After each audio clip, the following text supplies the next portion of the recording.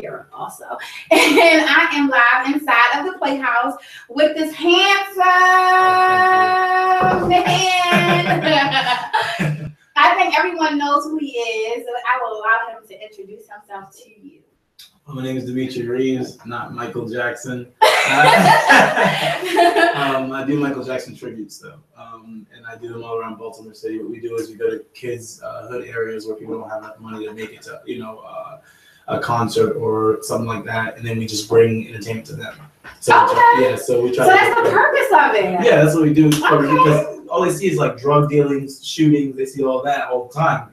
So we just want to bring something positive so they can say, "Oh wow, this kid, wow, I can be like him. I can, aspire to be something greater than guns and selling drugs and getting games." So that's what I do. Okay, that's understood now. Okay, you know what? I'm not crazy. All the time. Look, I know, right? So look, I told him right before the show about my first time seeing him. My very first time seeing Mr. Reeves out on the street, I was going to get some crabs on Monroe Street. And I'm out there with my friend. I can talk about this now. I didn't tell him all the whole story right, but I was out there with my boyfriend at the time, and I saw this guy in the middle of the street. And I'm like, oh my gosh, like this man is crazy. Like somebody help him. Like this is insane. Yeah. I'm like, somebody help him. Something's wrong with him. Like, and no one's doing anything about it. Everybody just has their phone out. You know what I'm thinking? It's one of those moments, those world star hip hop moments. And I'm thinking.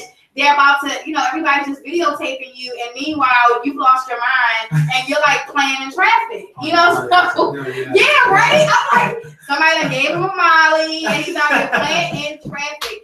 So I'm like, I have to get up here and save him. Yeah. And my boyfriend's like, mind your mother freaking business. Like, you always want to help somebody. Yeah. And that's, most people, they do see me, they think I'm on drugs, or they think that I'm strung out on coke or something because somebody said I was mentally challenged one time. Really? Yeah. Because it's not normal. I mean, I can see it from because of course. You had me from afar. I'm telling you, I was looking for the number on Google for Shepherd Brad. I'm like walking up the street like I'm going to save him. So I can understand from afar. Right. But once I started hearing the music, as I got closer and closer, I started hearing the music. And I was like amazed. Yeah, you had a young lady that was dancing to was it Billie Jean or The Way You Make Me Feel. The Way You Make Me Feel, yes. And I thought, oh my goodness. I was like, oh my God, that's amazing. Yeah. This man is out here in the street. Yeah. And then like 5 years ago, wasn't it? Yeah, it was 4 years ago. 4 years ago, because my son was 1, so it was 4 years ago. Yeah, it was a long time ago. Yeah, I was. Most people I try to explain to them, they mostly think that, if you're out in the street and you're doing something positive for the community, which I never got logically for us, it's kind of whack to young kids or whatever. Sometimes, and now I'm out there on a problem, but when people are out there like, hey, positivity's like that, but when you turn on music videos and you see smoke that dope. Snort that pill. Like, that sounds great. That's great. If I be turning on something like, we need to come together. Like, we'll turn it on. Exactly. Yeah. It's like, you know what I mean? So, we gotta uplift our community, especially as Black people. Yeah. It's not a race thing. The white people do everything. We all, as a race, to lift each other up. But I feel as Black people, we do down each other. We do push each other down. When another Black girl sees another Black girl, what do they do? And roll their eyes and automatically didn't even meet, just automatic shade. Yeah. You know what I'm saying? Instead of just inviting and coming to each other and say, hey, what's your name? And try to vibe with each other. That unity. Correct.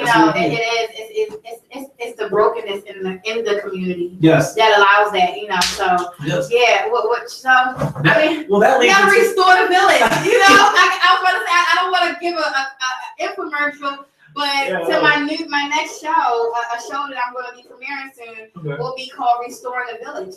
We have to restore the village, and I think once we start restoring the village, then everybody can start to kind of stop looking at each other as competition. Right. And then they can see that we're all really together. We're family. We're unit. We're one unit. We gonna make moves together. Right now. That's what America is. Everybody's helping each other out. Yeah. Right now, nobody knows who's who. Like, is he competition? Is she competition? Right. What is she doing? What's he doing? You know what I mean? Right. So once we restore the village, I believe that we can, be a lot more unitized. Of course. Is that a real word? Unitized. Unitized. Maybe not. I just made it up. Okay, yeah, I just made it up. So listen, kids don't go to school. Talking about unitized is not really a word. However, we're gonna make it work. So tonight's topic, ladies and gentlemen, is today is our very first time, and it's a special time because it's our very first time broadcasting live on a Tuesday. Oh wow! This is my premiere show of Tempting Tuesdays. So it's an honor to have Mr. Reeves here in the Playhouse on the very first at the very first Tuesday show. Yeah, right. Like I did that. But Tempting Tuesday is what I'm calling my Tuesday shows, and Beyonka's Playhouse, we talk about relationships, adult conversation. It's a weekday, so I ain't gonna really get into that adult conversation, but we talk about a lot of different things.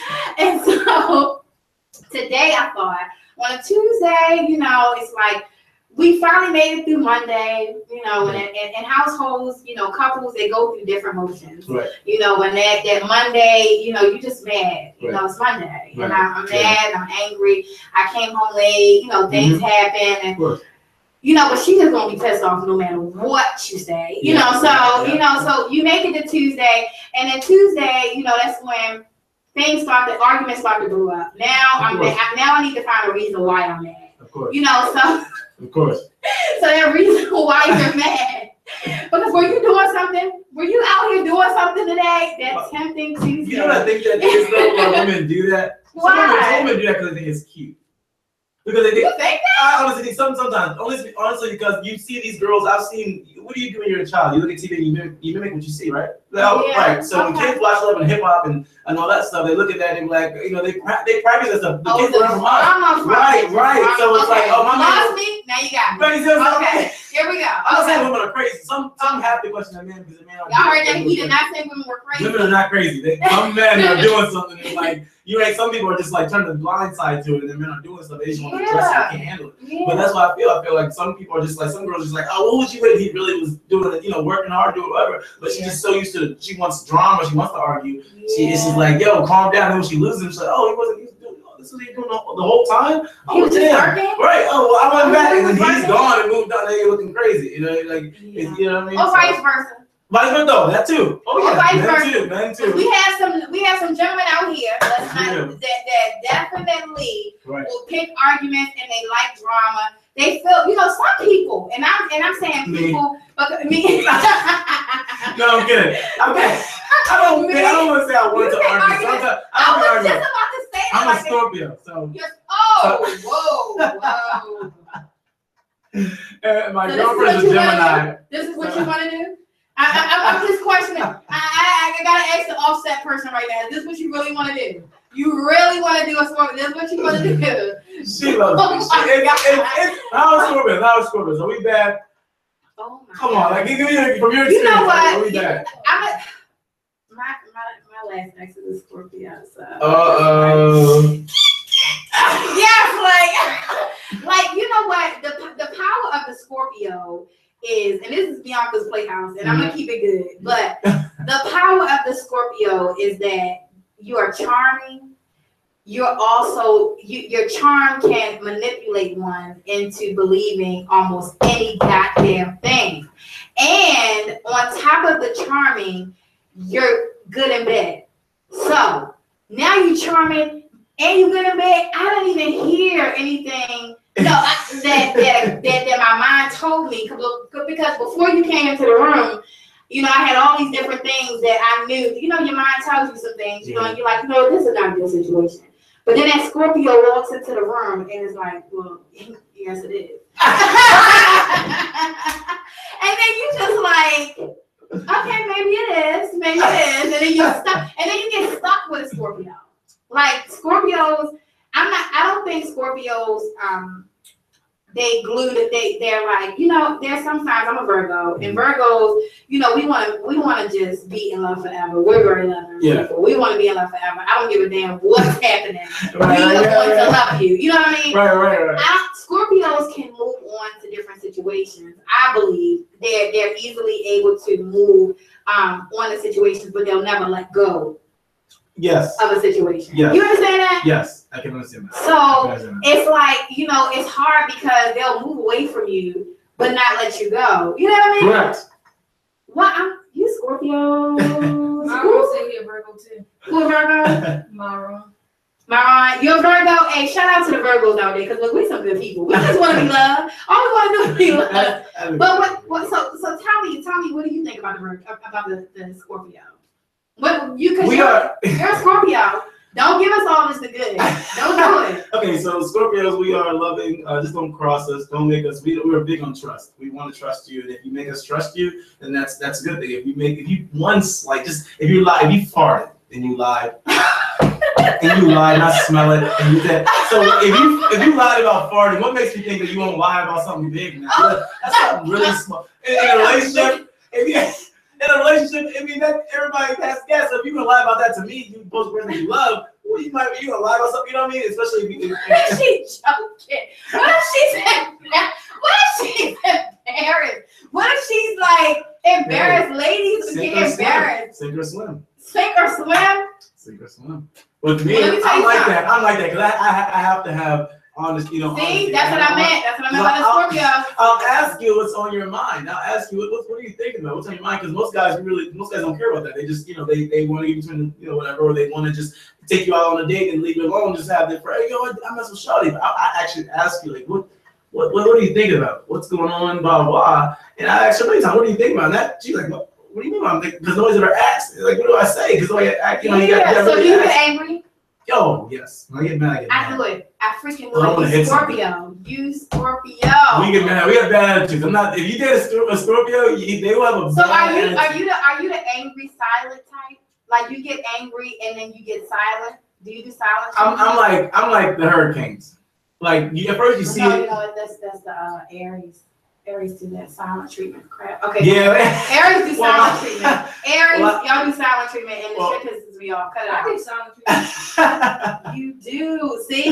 Yeah, you get quiet, and you just because silence is the loudest. It's the loudest. I mean, it can be so loud. It can be so loud. And if I get quiet, because I'm thinking, I'm like, okay, how should I go about this? Because I've been in a relationship. I've went about it the wrong way many times. So I'm thinking with my girl now, I just think, okay, I'm silent now. What can I do to make the situation better? What can I do? All right.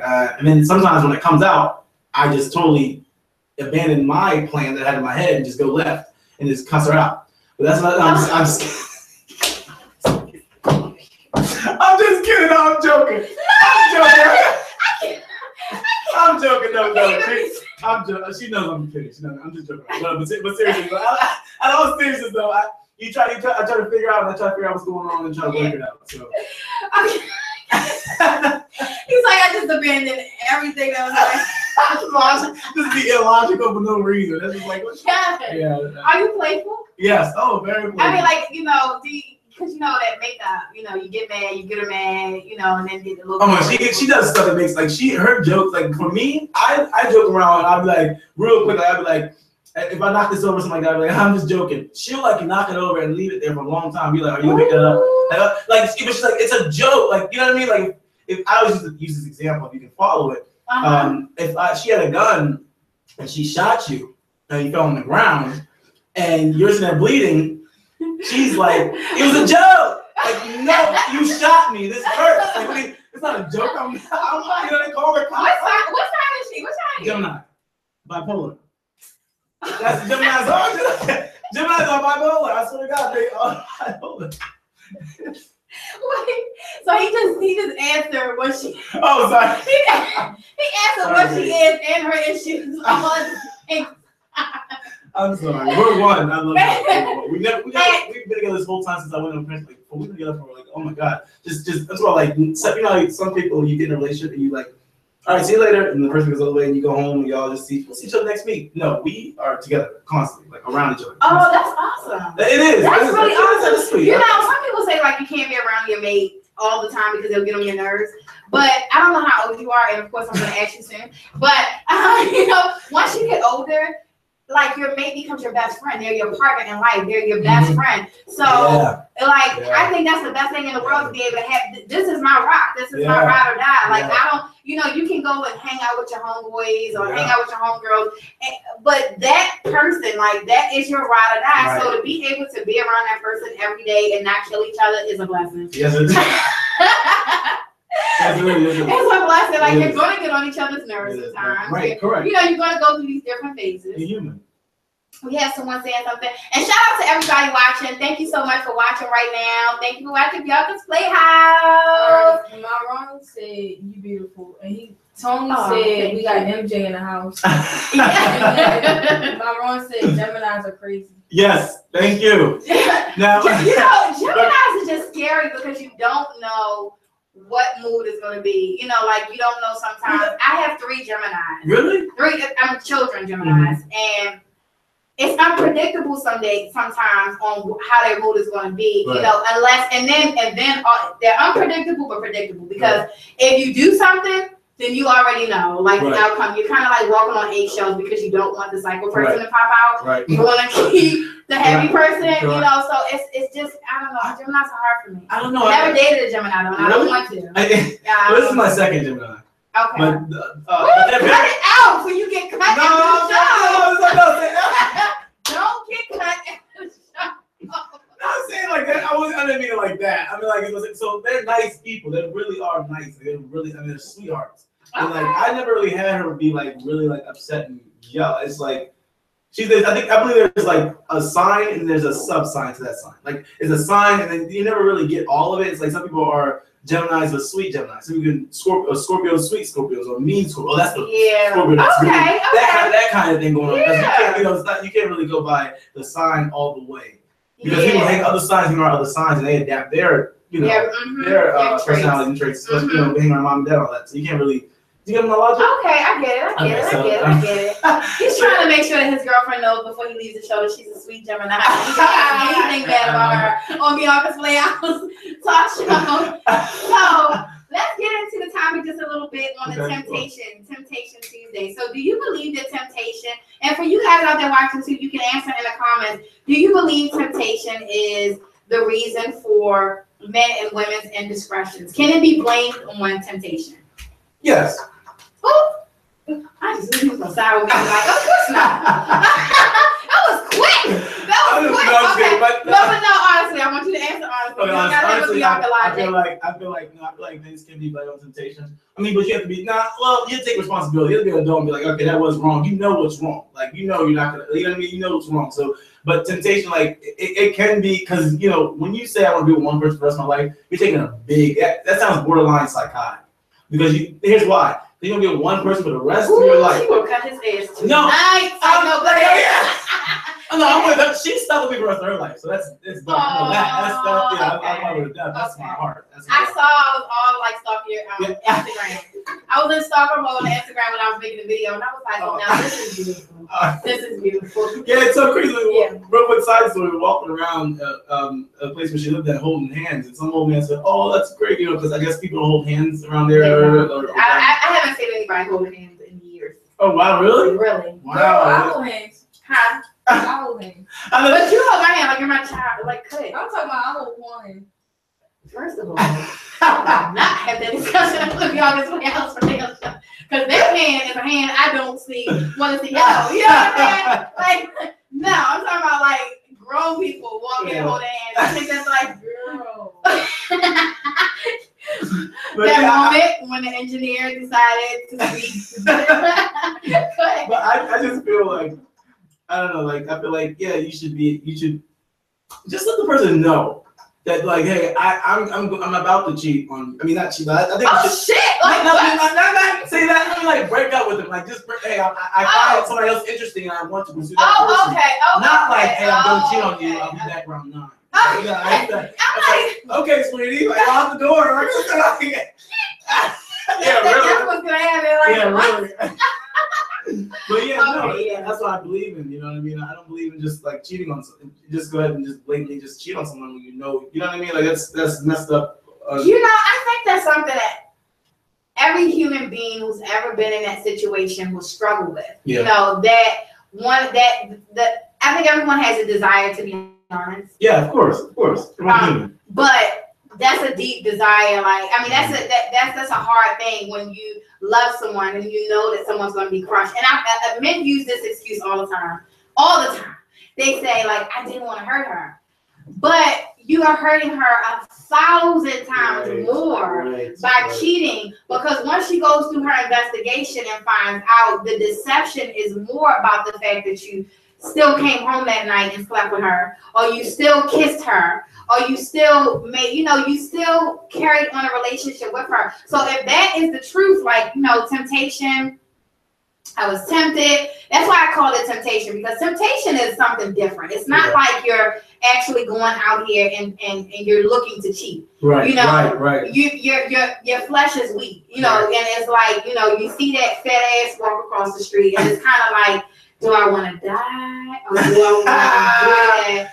Do I want to die? But here's how I scan it, which I don't. And sorry to jump. I feel like I feel like here's how I scan it. I scan it like this. I say, okay, you can see. I mean, she's seen guys, and I've seen girls. And people are like, oh wow, they look good, but they won't. Like, we don't know if they'll accept us. Like, see you. Oh wow, they look good together as a couple. Right. Okay, good. I'm glad you. No, but it's like you have to be able to say, like, you have to scan situations. Like, all right, I do love, like, all right, is this person going to accept me wholeheartedly like this person did?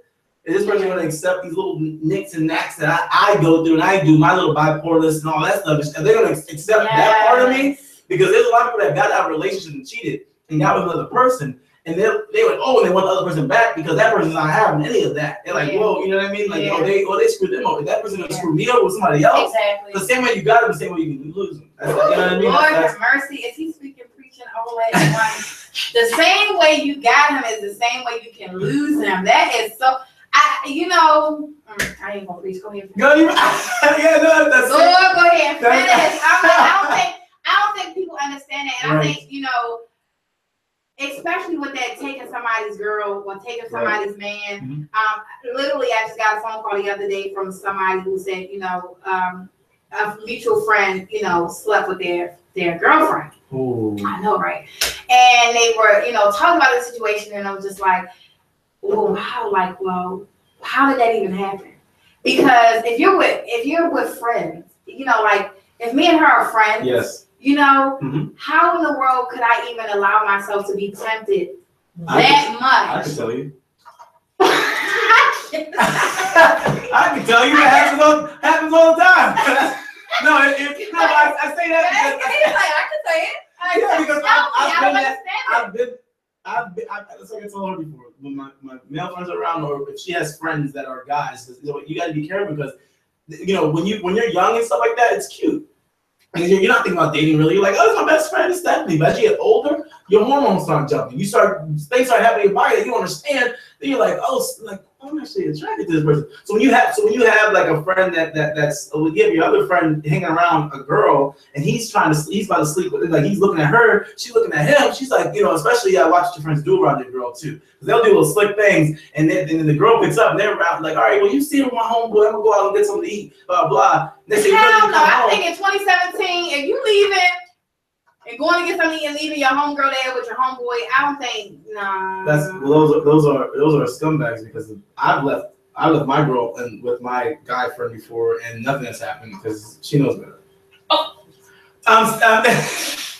that's 3 punches to the gut. That's not. I'm being honest. You have to establish in a relationship. I get what you're saying. I get what you're saying. And I guess, you know what? My response to that was what it was, because I've had friends sleep with my husbands. You know what I'm saying? Are you serious? Like, I know, right? Look at her face. Like, what? Like, yeah, I've had friends sleep with my husband. I even had a friend wow. I don't know. I don't understand it. How did you find out? All right, so the first time, my first marriage, I found out because my dad came home, and I was staying with my parents. Me and my husband was staying with my parents, and my dad came home, and he's like, I don't know if you know, but I will put him out there, but I'm trying to change my image. But I'm trying to be a better person. and you better be glad I'm safe. But my dad's like, such and such, was found in a car with such and such. Oh my God. And I was thinking like, oh, was he giving her a ride? I was young, retarded. No, you weren't. I was like, oh, was he giving her a ride? And they were like, he was looking at me like, no. Yeah. Like, no, right. It wasn't given. No, like they were found. And the thing is, like, we grew up in a Muslim community. So the friend was Muslim, she was Muslim, and my husband was Muslim, and she was married. Oh. So it was like a big thing to everyone but my little innocent, crazy mind. Because I was young. I got married at 14. The first time. Really? I know. In Islam, you go into puberty, you're supposed to get married, blah blah. That whole ugly thing. You'll read a book about it soon. But so I still thought in my mind, like, but that's my friend. Like, no, like, why are y'all saying that about her? That's my friend. Like, what is wrong with you? Right. And it honestly did not register to me that my friend was sleeping with my husband. Even we used to go on dates together. Her husband, my husband, we all went on dates. Did you see any flirtations or anything that you She would do things, like now that I look back, after I look back, like she would do things like play with him. Like say that her and my husband in the back seat, me and my husband in the front seat, and she would do things like, oh, you so crazy, D. And I didn't think, like now, I'd be looking like I would have slapped the shit out of her, like, bitch, what do you mean? You know what I'm saying? But back then I was a kid and I didn't understand. Like, I didn't get it. I didn't get and then whenever we would be down the harbor, we walked in the harbor all the time. Yeah. Me and my husband would always be like cuddled up or something, and she would make it like she wouldn't sit on the bench with her husband. She would come over there to our bench, and she would sit next to us, and she was always on his side, and she would do things like, y'all is so crazy, like y'all always so mushy. I didn't think as a child. I know I wasn't like now. I can look back and say like, well, ding, ding, ding, she didn't cuddle with her husband. She never showed affection to her husband in front of us. Wow. But I just thought, like, she would tell me, like, in a girlfriend type of way, like, girl, I can't stand him for real. Or some stuff like, oh, girl, he this, or girl, he that. So I was looking at it like, oh, well, they wasn't really getting along. I wasn't looking at it like, now in my adult mind, she didn't want my husband to even think that she was really being intimate or cuddled up with him. Wow. You know what I'm saying? Wow. So it was like she was doing those things, and my retarded self was just like, I was just like young thinking like, I'm like, no, she's my friend. Like, what do you mean? Yeah. Like, she's my friend. And then like, whenever we would go to their house, like certain times, and now I think back, y'all would be like, ding, ding, ding, you must have been Becky. But she would have like parties for her kids and stuff like that. Invite him? And she would invite him. He would be there for me. Oh. And I just thought, oh, well, maybe he's there because of her husband. You know what I'm saying? Yeah. And then I wasn't thinking like, oh, he's there. And it was one time that I went and he was there and her husband was there. So I'm like, oh, well, where's your husband? And she was like, girl, he was at work. So I'm like, well, where was he? Yeah. And I still did not allow myself, denial is serious. Yeah. I didn't allow myself to think about it. So what finally got me to say, oh, okay, yeah, everybody was right. She was sleeping with my husband all those years. Right. Was my husband and I had been divorced for about 7 years. And I hadn't seen him. He didn't see the children. They were together. And I got a phone call from him. Like, somebody gave him my number. And he calls me, and he's like, yeah, I saw such and such in the club last night, and she told me that you cheated on me. And I was like, 7 years had gone by. I don't see if y'all getting this. 7 years had gone by. I had not seen my husband. I had not even seen his friend. Like, we aren't really cool, So when he called me and said that to me, I didn't know how to feel. Like, I haven't seen you. You haven't seen the children. Right. We don't talk, and you called me to tell me you saw this particular friend who everyone in the community said you was sleeping with all those years, and she talked bad about me to you. Right. That tells me that everybody was right. Because why would she even feel the need to talk bad about me to you? Right. And then you cared so much that you found somebody who had my number and called me after 7 years. Yeah. And I have not talked to him since. And that was about 8 years ago. Wow. So I know he hasn't seen my children. I haven't spoken to him. So, but anyway, all that long story was to say the nigga was cheating with my best friend, and I really loved her and valued her as a friend and just did not believe. But I don't know if temptation played a role in why he did that. Whether he tempted her or she tempted him, I could not understand why that would even happen. You know. Well, some people are they like. I feel, it's my opinion. Just some people have this thing of they see somebody and they like instantly it's just aroused, or just like this thing of just like wanting to do, like I don't know, it's like okay, being secretive. It's like what do married couples do? They say let's be sneaky, let's go. It's just like the thrill of being sneaky. And sometimes. how sneaky is that to be sneaky? Yeah, like we all were friends. That's sneaky as we were all friends, but like what? And then when they got caught together. Her dad was a big person in the community, the Muslim community, and my dad was. So when they got caught together, it was like awkward. It was bad for them, but it still, in my world, I was like, no, that's my friend. Like, what are you guys talking about? Another thing, look, this is the last thing. I'll let the situation go. Yeah, I'm gonna cry about it later. I'm gonna cry later about it because I never cried. Oh. No, I'm kidding. But when she first saw him, I didn't think he was attractive. So I was like kind of ashamed.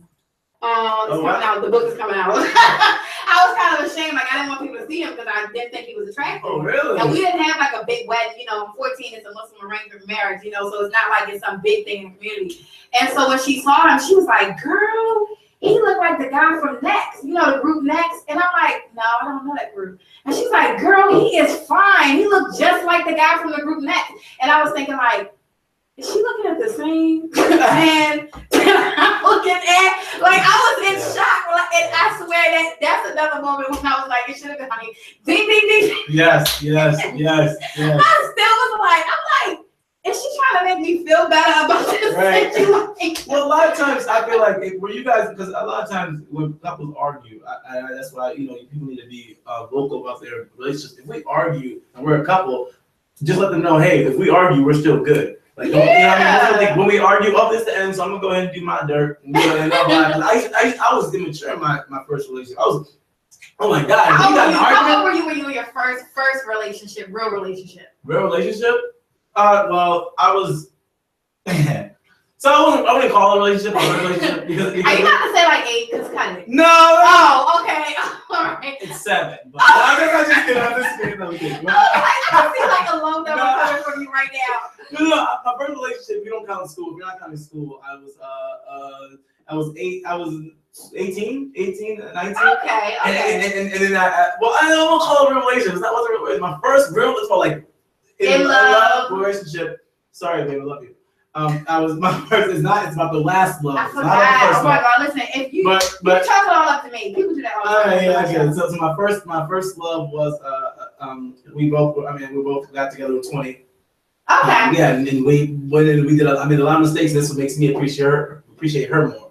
Like I do a lot of stuff I did not do really. That's what those relationships were supposed to do. Yeah. They were supposed to, you know, make. I used to get mad at that saying. People were like, "Oh my God, I'm so glad that I was in a relationship with you because you really taught me a lot." And I'm like, "Okay, so you wasted my time.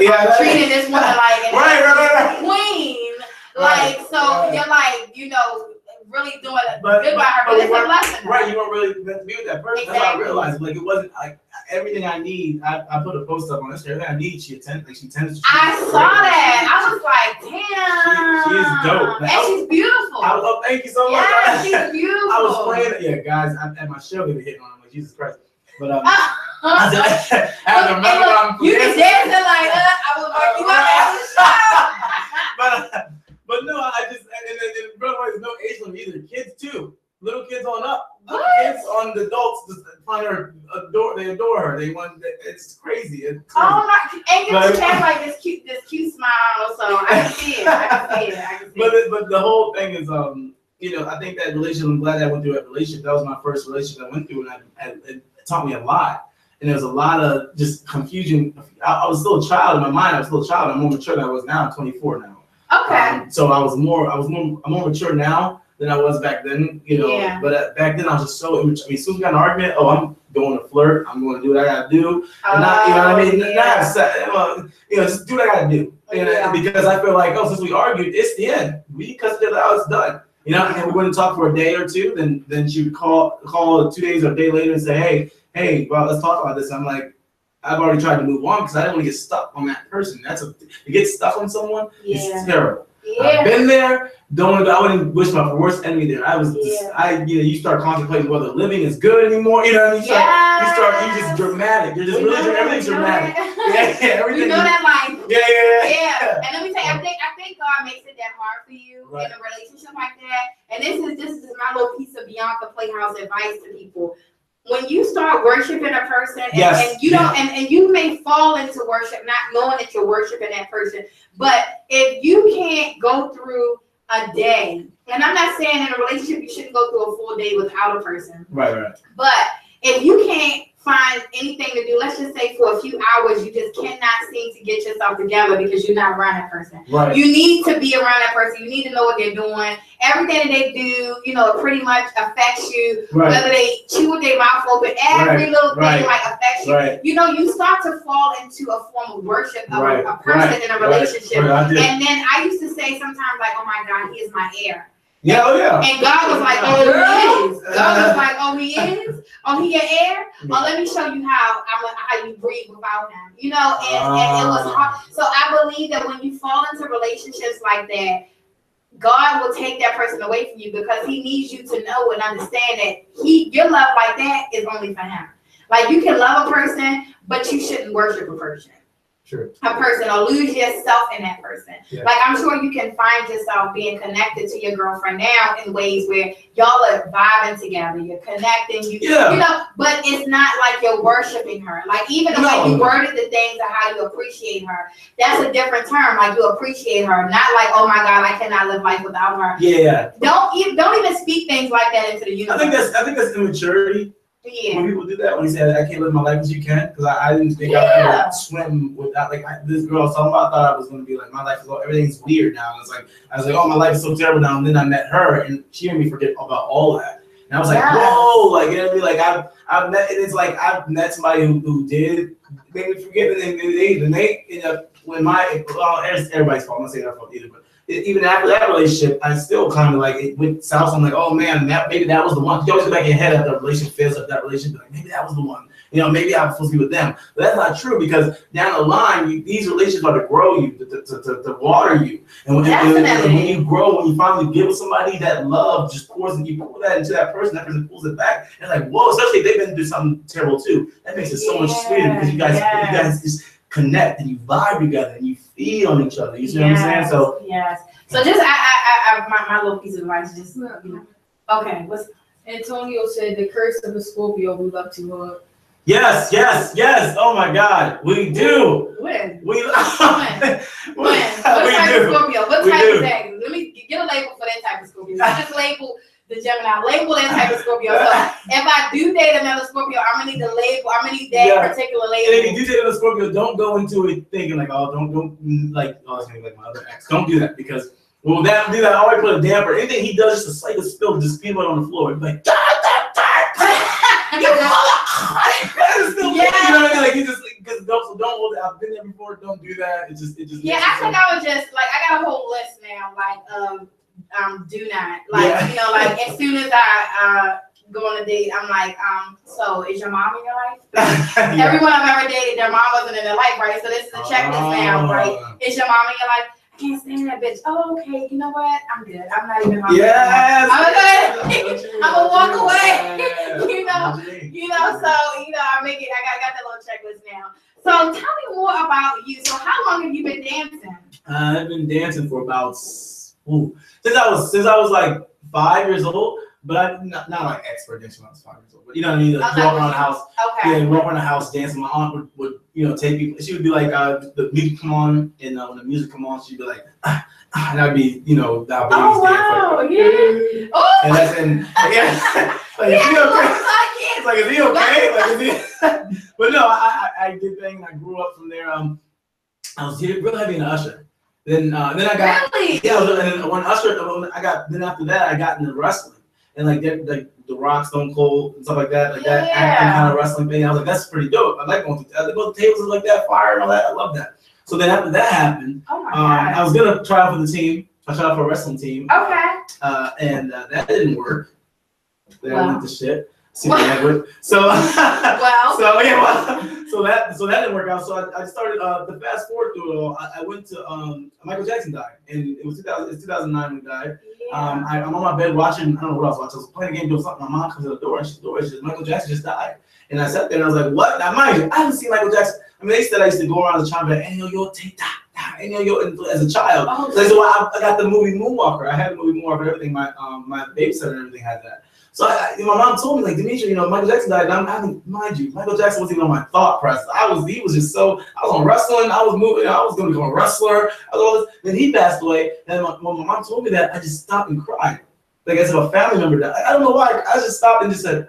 And cried, didn't even like it's so, like something triggered in my brain. I cried. I still felt a powerful emotion, and I started crying. I turned it on and it showed him, and I got obsessed really fast.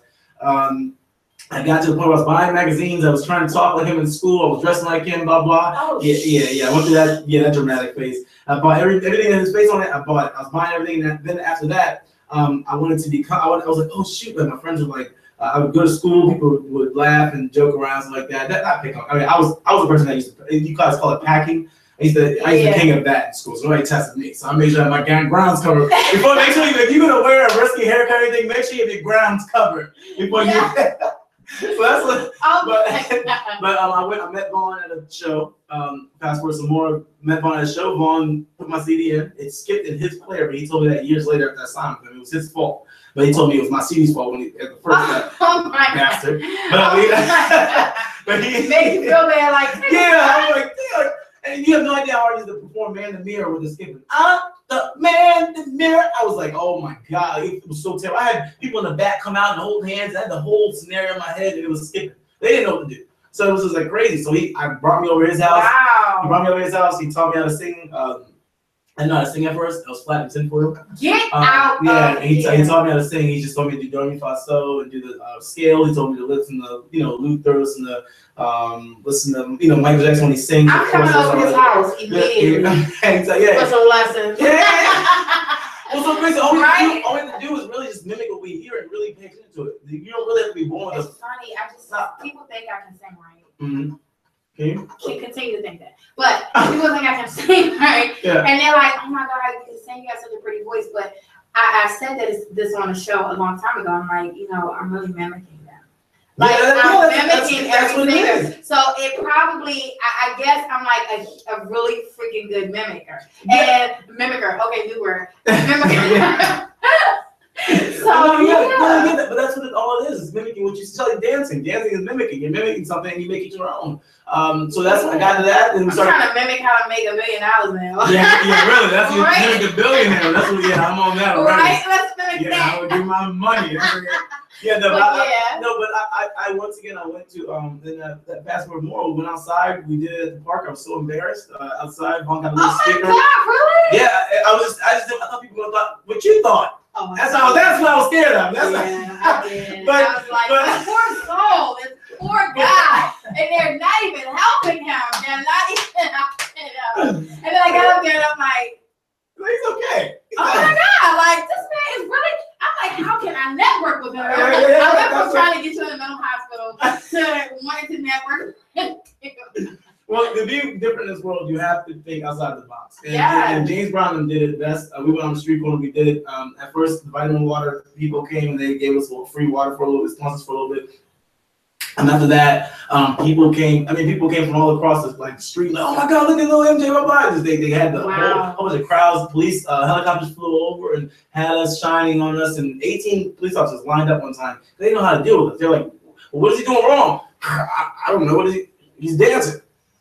Well, arrest him. We can't. We can't arrest him. I'm being dramatic, but he didn't say arrest him. But they know what the fuck to do. They're like, what do we do? And they just left. As the commander said, well, just leave him be. Because I'm helping the community. You're gonna tell me no? I'm helping the community. I'm giving these kids hope. I'm their Peter Pan or whatever. I'm there. And I'm trying to help these kids. So because all they see is drugs. They see these junkies.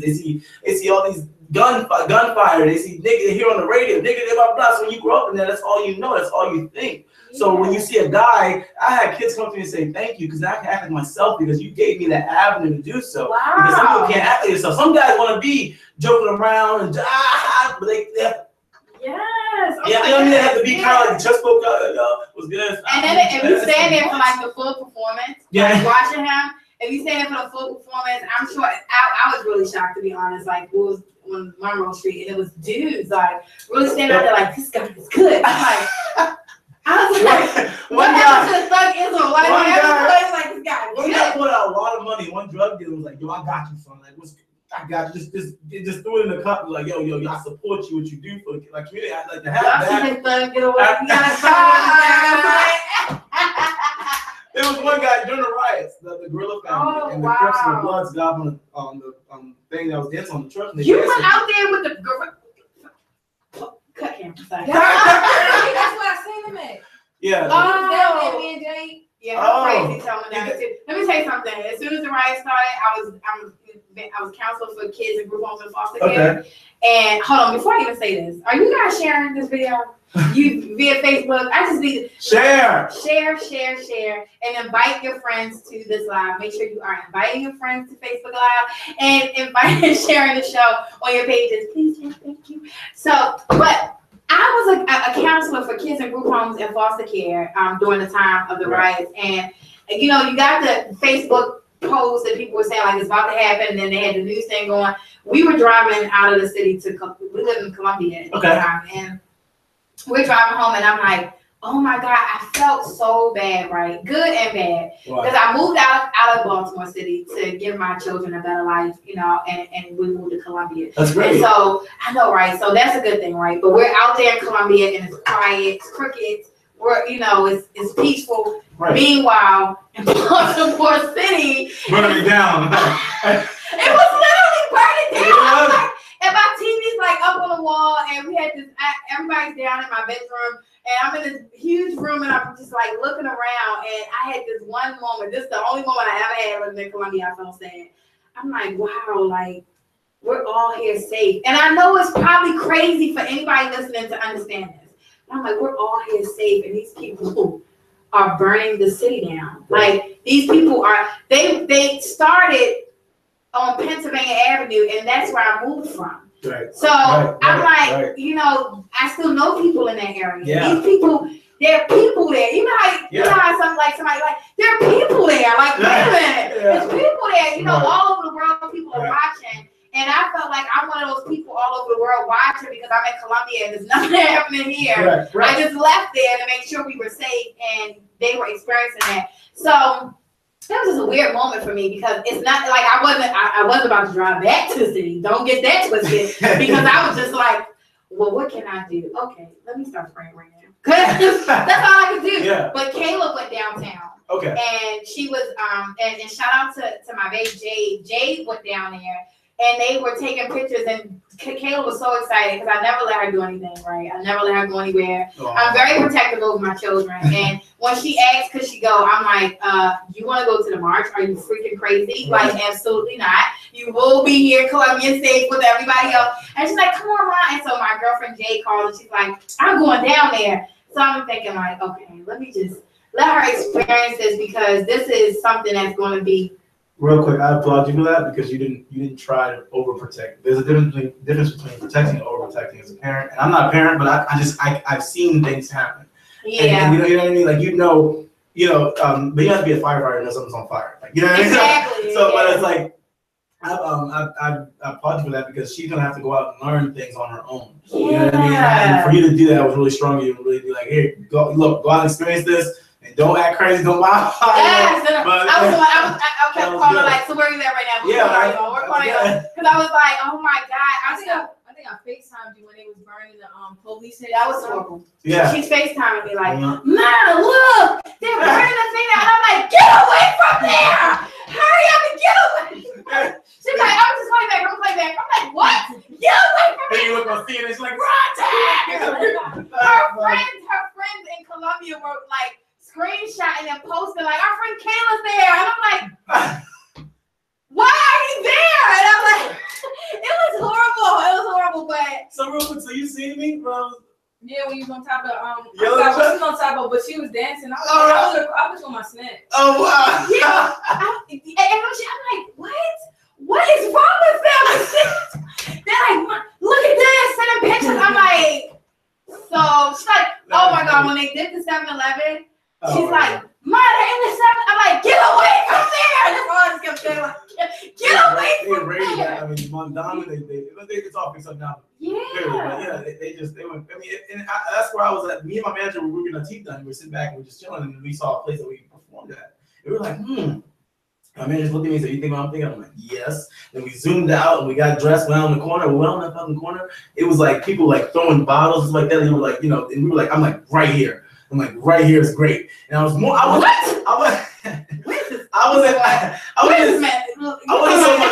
so much worried about getting hit or getting killed. That would have been actually awesome. But the fact of getting, because it's like, yo, this guy should do something positive. He got killed. Oh man, he tried, The memorial would have been big as shit. Yeah, it would have been dope. I'm real. I'll be real. But it was like when we got. You got a street sign too. You got a street sign like where you got a street sign. Right. Don't do that shit. Oh yeah, no. We went out there and I said right here. And I was more worried about people saying, "What is this guy doing? He's stupid." That's what I was more worried about. But it wasn't that. People came and marched and cheered and said, and yeah, and stuff like that. They were big crowds. They were cheering me up because that's the way I protested. And the cops came up. And I walked, the cops were up the street. And the Gorilla family, all of them were up on the dancing with me on the thing. And they were like, yeah. Oh, I did see those pictures. I didn't see it happen. But I saw the videos. If you look on Google and Google that moment, I think they have a screenshot of it. And they went down the street after the party with me and burned down the corner store, but that's another story. I saw what was going on right there. Everything else was free range. Right? So you protected that corner. Right, that corner. Like, yeah, you got it. I get it with that street burned down the store down the street, but where I was, it was a peaceful protest. Right. So I wasn't promoting violence. But I did beat it. I did Leave Me There. I did Earth Song. I did a lot of songs by Michael Jackson that were sweet. That were You Not Alone, like that. And then I did Beat It. The cops were coming down. And I walked up close enough so I won't get tasered. I walked up a little because I don't walk all the way up. Where all that come from? Jesus Christ. So I went halfway up there to them, and I started doing my arms like bringing they all started backing up and I ran into a funny story. After that all happened, it was cool. It went viral. I was like, wow, it went cool.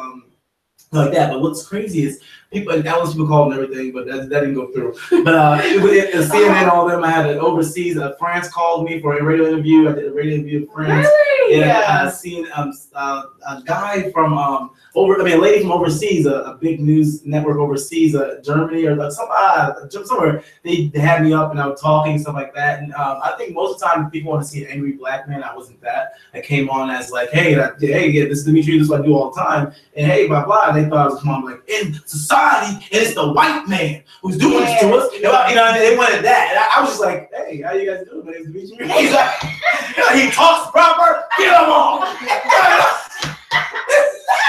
He has knowledge. Like, what? Like, you know what I mean?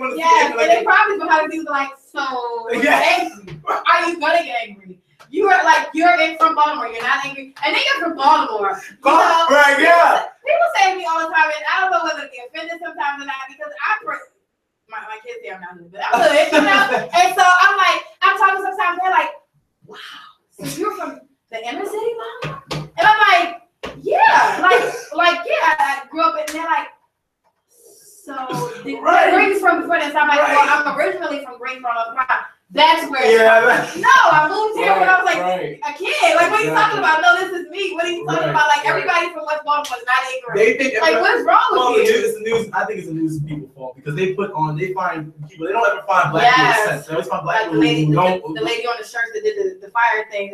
What was the lady? She had that ghetto saying. Ain't nobody got time for that.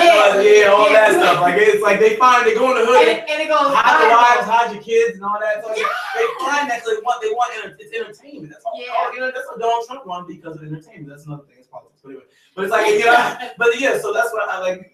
But being in that situation, I was so worried about people going back to that situation. I was so worried about people not liking what I was doing, but it actually came full circle. Yeah. And so this fast forward now, people come to me and tell me people did a school project on me. Oh, I'm wow. like, hero, you're my hero. I love you so much. Like, thank you. You were a light in one dark moment. Like they tell me that in Baltimore, I definitely promote peace and positivity. And that's why I got jumped that time. Oh shit. But anyway, That piece of yeah, we're about to. Yeah. Hey, shout out to the angry person that called me. They heard Dimitri was coming on the show. They was like, I'm coming because they beat him up and I'm coming. I know. I'm like, was it reset?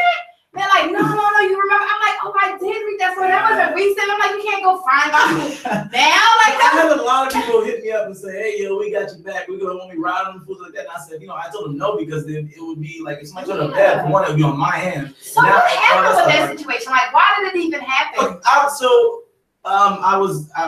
got drunk. I was drinking. Okay. I got a little tipsy. Went outside. I tripped over a rock. I tripped over the stoop and hit like a pole on my arm. So the night was going great. Okay. I get up. I walk, and I go in the club place, and I see two of our black women fighting. And I'm like, we laugh, even on social media, we laugh at black women fighting. We think that's so hilarious. We think that's that our queens just throwing down and get throwing we laugh at that. And I'm like, no, that's not cool. So when they came back around, I told them, hey guys, we need to apologize and say, we just love each other. And one guy was like, we're not trying to hear all that. So I'm still talking. I just ignored him. I was still talking. He says, we're not trying to hear all that. I said, politely, I'm not talking to you. Oh. Yeah, okay. So I guess that kind of that made him feel like, I'm in front of my boys. He just said he's not talking to me. He sounds like Kevin Hubbard. He does. I was thinking before when he said something, I was like, okay, he's like. Oh no, I don't. That's so funny. Wait. Side note, I don't study Kevin Hart or anything. I don't look at Kevin Hart stuff. Like my friend called me and said, this guy on the act like he was. It's basically Kevin Hart because he's the first one. But he's like, you gotta act like it. I was like, ooh, because anyway. So the guy hit, the guy got in my face, whatever, and I was like, one guy was pushing me, and another guy just came. I mean, I had no choice but to either fight or run. I was like, my dad didn't raise a runner. So I said I had to just stand my ground and be a man. People think just gotta do Michael Jackson tributes. I'm just gonna lay down. Like, you're not gonna pump me, So he swung. He looked high. He looked like drunk or high or something. So he swung at me. I was getting, protect myself. Then all of a sudden, you ever see that part on Rush Hour where somebody said, "Which one of y'all hit me?" That's what it felt. That's what it felt like. Oh my, boom, boom, they jumped me. And I was like, holy shit. Like, I was like, wow, I'm really getting, I came back. It was crazy. Why would you make me laugh? It's funny. Why? Because tragedies that happen are funny later on. That's what makes sense. So I laugh at the situation. I had my lip busted open. My friend said, you need to go to the hospital. And I said, let me do karaoke first. I went upstairs. Oh my God. Are you bleeding everywhere. Bleeding everywhere. It's just like, and singing. But I was good. But it just bleed everywhere. And the person that who was it? It was one guy was like, yo, you really do need to go to the hospital. I look in the mirror and my lip is like, it's stitched up. You can't tell really, but if you see a mark right here, that's where it got stitched up. And like it was like split like that, and I didn't feel pain. I even got on Facebook and made a video about it. And I'm like, I got jumped by damn near 12 guys, and that's all I got away with. Thank God. People are like, man, you're so blessed. I'm like, well, I was supposed to get dealing. Most time you get stabbed. They can't see the next day. They get knocked in the coma. And the guy was trying to knock me out. He's sitting right here, but I just wouldn't go down. Because I don't know why I wouldn't go down by the grace of God, but I was saying, I'm like, asking like, yo, I told the guy I was angry. I was like, I'm out here promoting peace in these streets, and I'm out here, working my ass off to get you a show promise, and you guys jumped me. What you gonna say? I went, hey, that boy that does peace thing? We whooped his ass, yo. Yeah. How do you promote that? It was good. That sounds stupid. So anyway, so that situation happened. That's behind me. But that situation happened. I went to people, and that made me wanna. It was weird. I went through a time where it was like kind of like nerve-wracking. I kind of stand people see a group of guys. I was kind of like shaking sometimes. I'm like, all right, it took me back a little bit, but I overcame. That's behind me. I go people. That's a good thing. That's a good thing. Because I mean, it's sad and it's unfortunate. And it's not about being scared. I think for me personally, because again, here goes my white girl again. But it's about being safe. Like you want to live because you know things like that happen, and I can understand why people are saying like you're blessed because I've seen people. I lived on the Bricks. Anybody know where the Bricks is in Baltimore City? It's not a nice place, but it's right by Pennsylvania Avenue. And I was there for 2 years, and I've seen people get banked. You know, like 10 people at a time. I've seen the girls in 2 years. In 2 years, and my daughter right now, she lifts her face up. She'll show you her chin. She might not, but anyway. So, but she had guys running from the cops, like, and knocked her over, and she flew like 2 feet and busted her chin open. What? I've so much stuff happened on the break. So y'all can't take my stitches out. Disclaimer. First of all, I was a working mom. I was a working single mom with 3 kids, going to school, and trying not to kill myself because I was just going through so much, and I'm living on the bricks, and just I'm like, how can I get my kids out of here? And when she got, I didn't understand. I thought the lady was telling me that the stitches were going to dissolve. Oh yeah, but hers didn't dissolve. Oh, you take them out. Well, apparently, that's. If you look at her chin, you'll see the story. No, my dad. No, but did you have so it's a scar there? I mean, the stitches a little. I can't even see it though. You can see the stitches. Oh, okay. Well, I never. But I took her to the hospital and got her stitched up. Oh, okay. See? Right. So, but I had to get away from that. So, I mean, I've seen people, especially guys, come up out of that after getting banked, and like literally have like pop out. I mean, you see on cartoons, like where they have the big bumps on their head, like some cartoon type stuff. One guy, I mean, he was such a good dude. Like I didn't know the hood side of him, but he was welcoming to me to the neighborhood. He was a good dude for all 3 days I knew him. Right? I know. And then one day he's like walking down the street and like, he just got banked. His eyes were bloodshot red. They never went back to the normal color. Like he had to live like that. So I don't know what happened throughout that course of him being banked, but his eyes were literally bloodshot red forever. I had a swollen like type jaw. My jaw was swollen a little bit. Oh, okay. You know, and the lady was in the hospital. They wanted me before they addressed me, asked me to sing for them. That's so funny.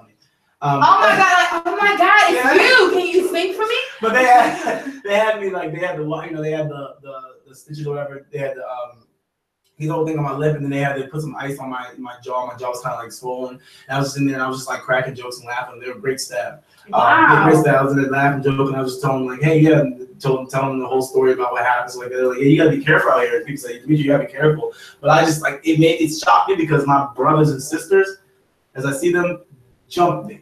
You know what I mean? Like it's like whoa. Like so what's the lesson in that? What do you leave stuff alone? Leave shit alone. I can't save the world, so just leave them alone. 2 out of 5. I just learned that hard lesson. Like I'm like God, like my transitional house for homeless women and children.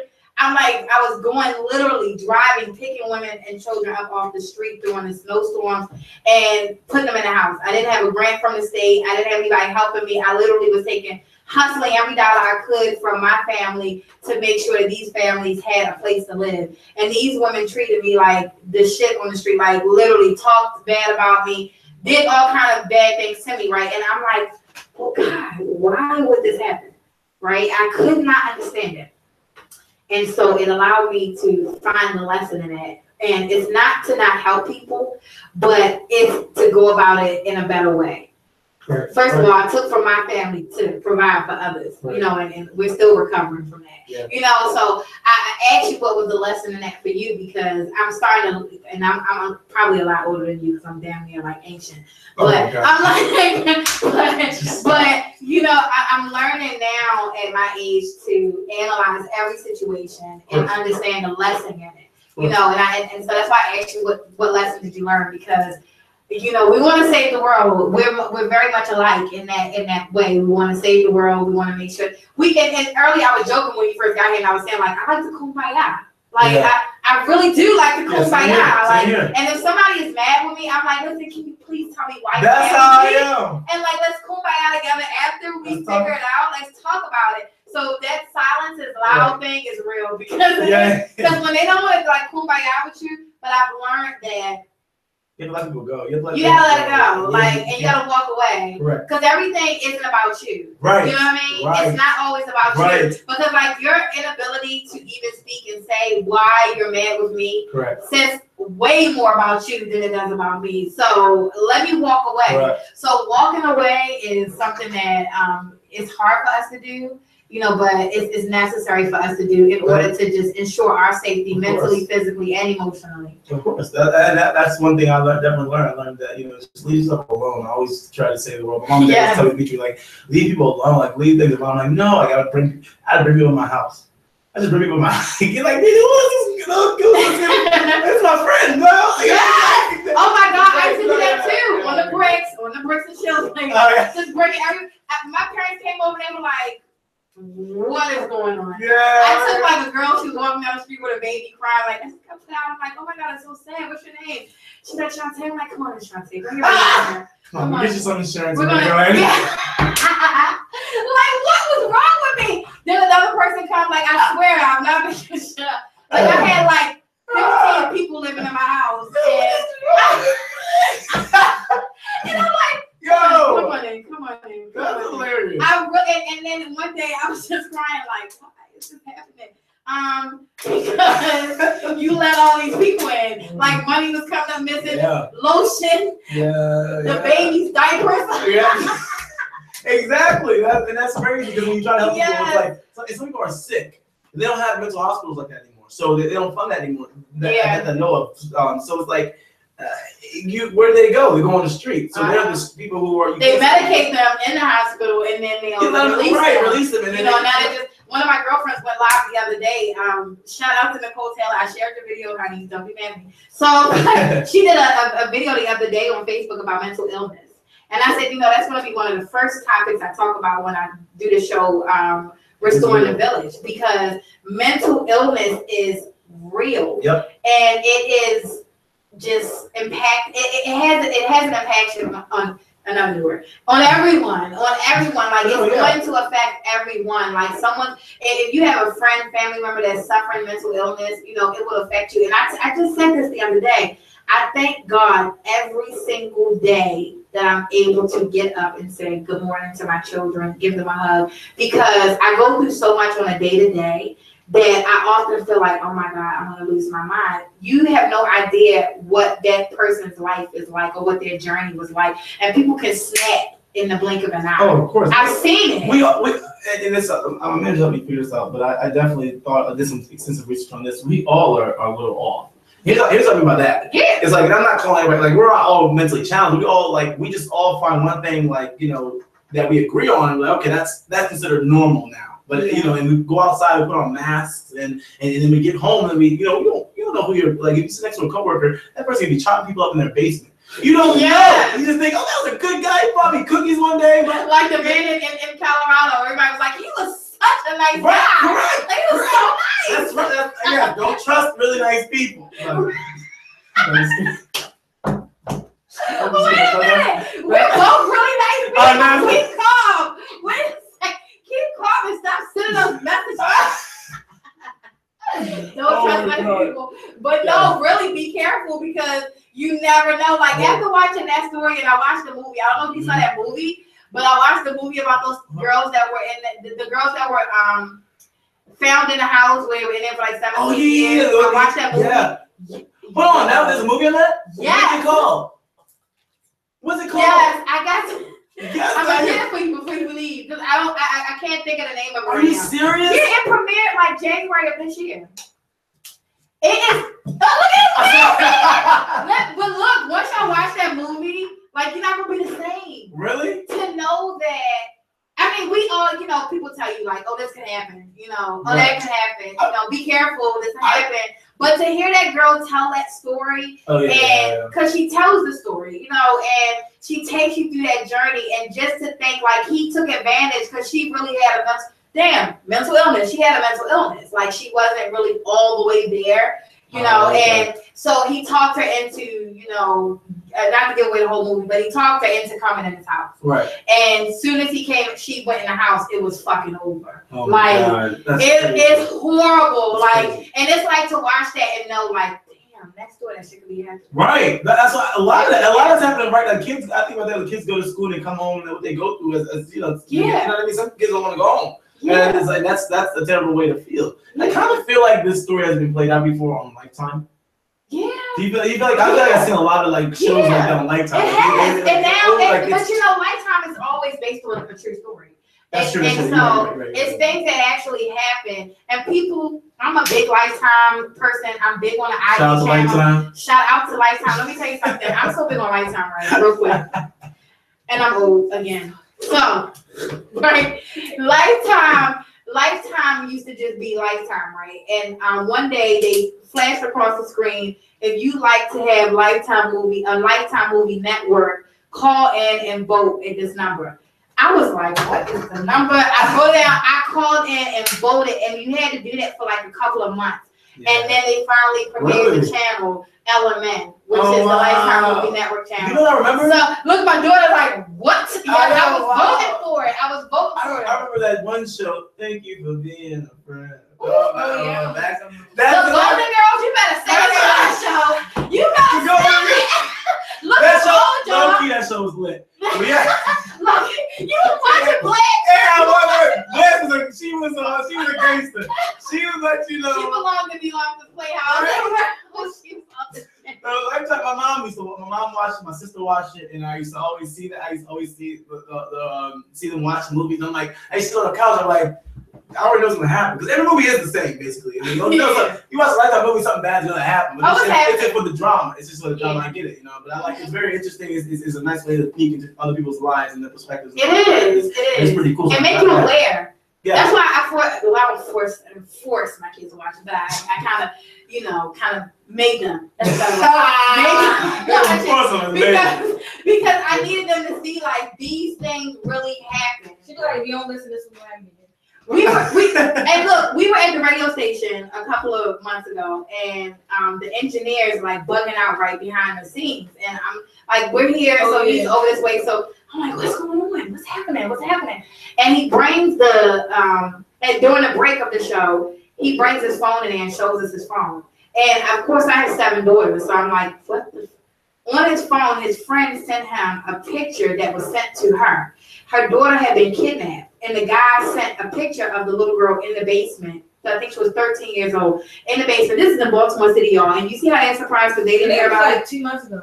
Yeah, it was 2 months ago. It was in like April. Yeah. And they found her. But they found that she was like she got free and ran and whatever. But she was in the basement with her shirt pulled up, over her head. And I tell my kids all the time, like, these people out here are crazy. Somebody saw her walking with the man and took a picture, like, and sent it to her homegirl, like, ain't this your daughter?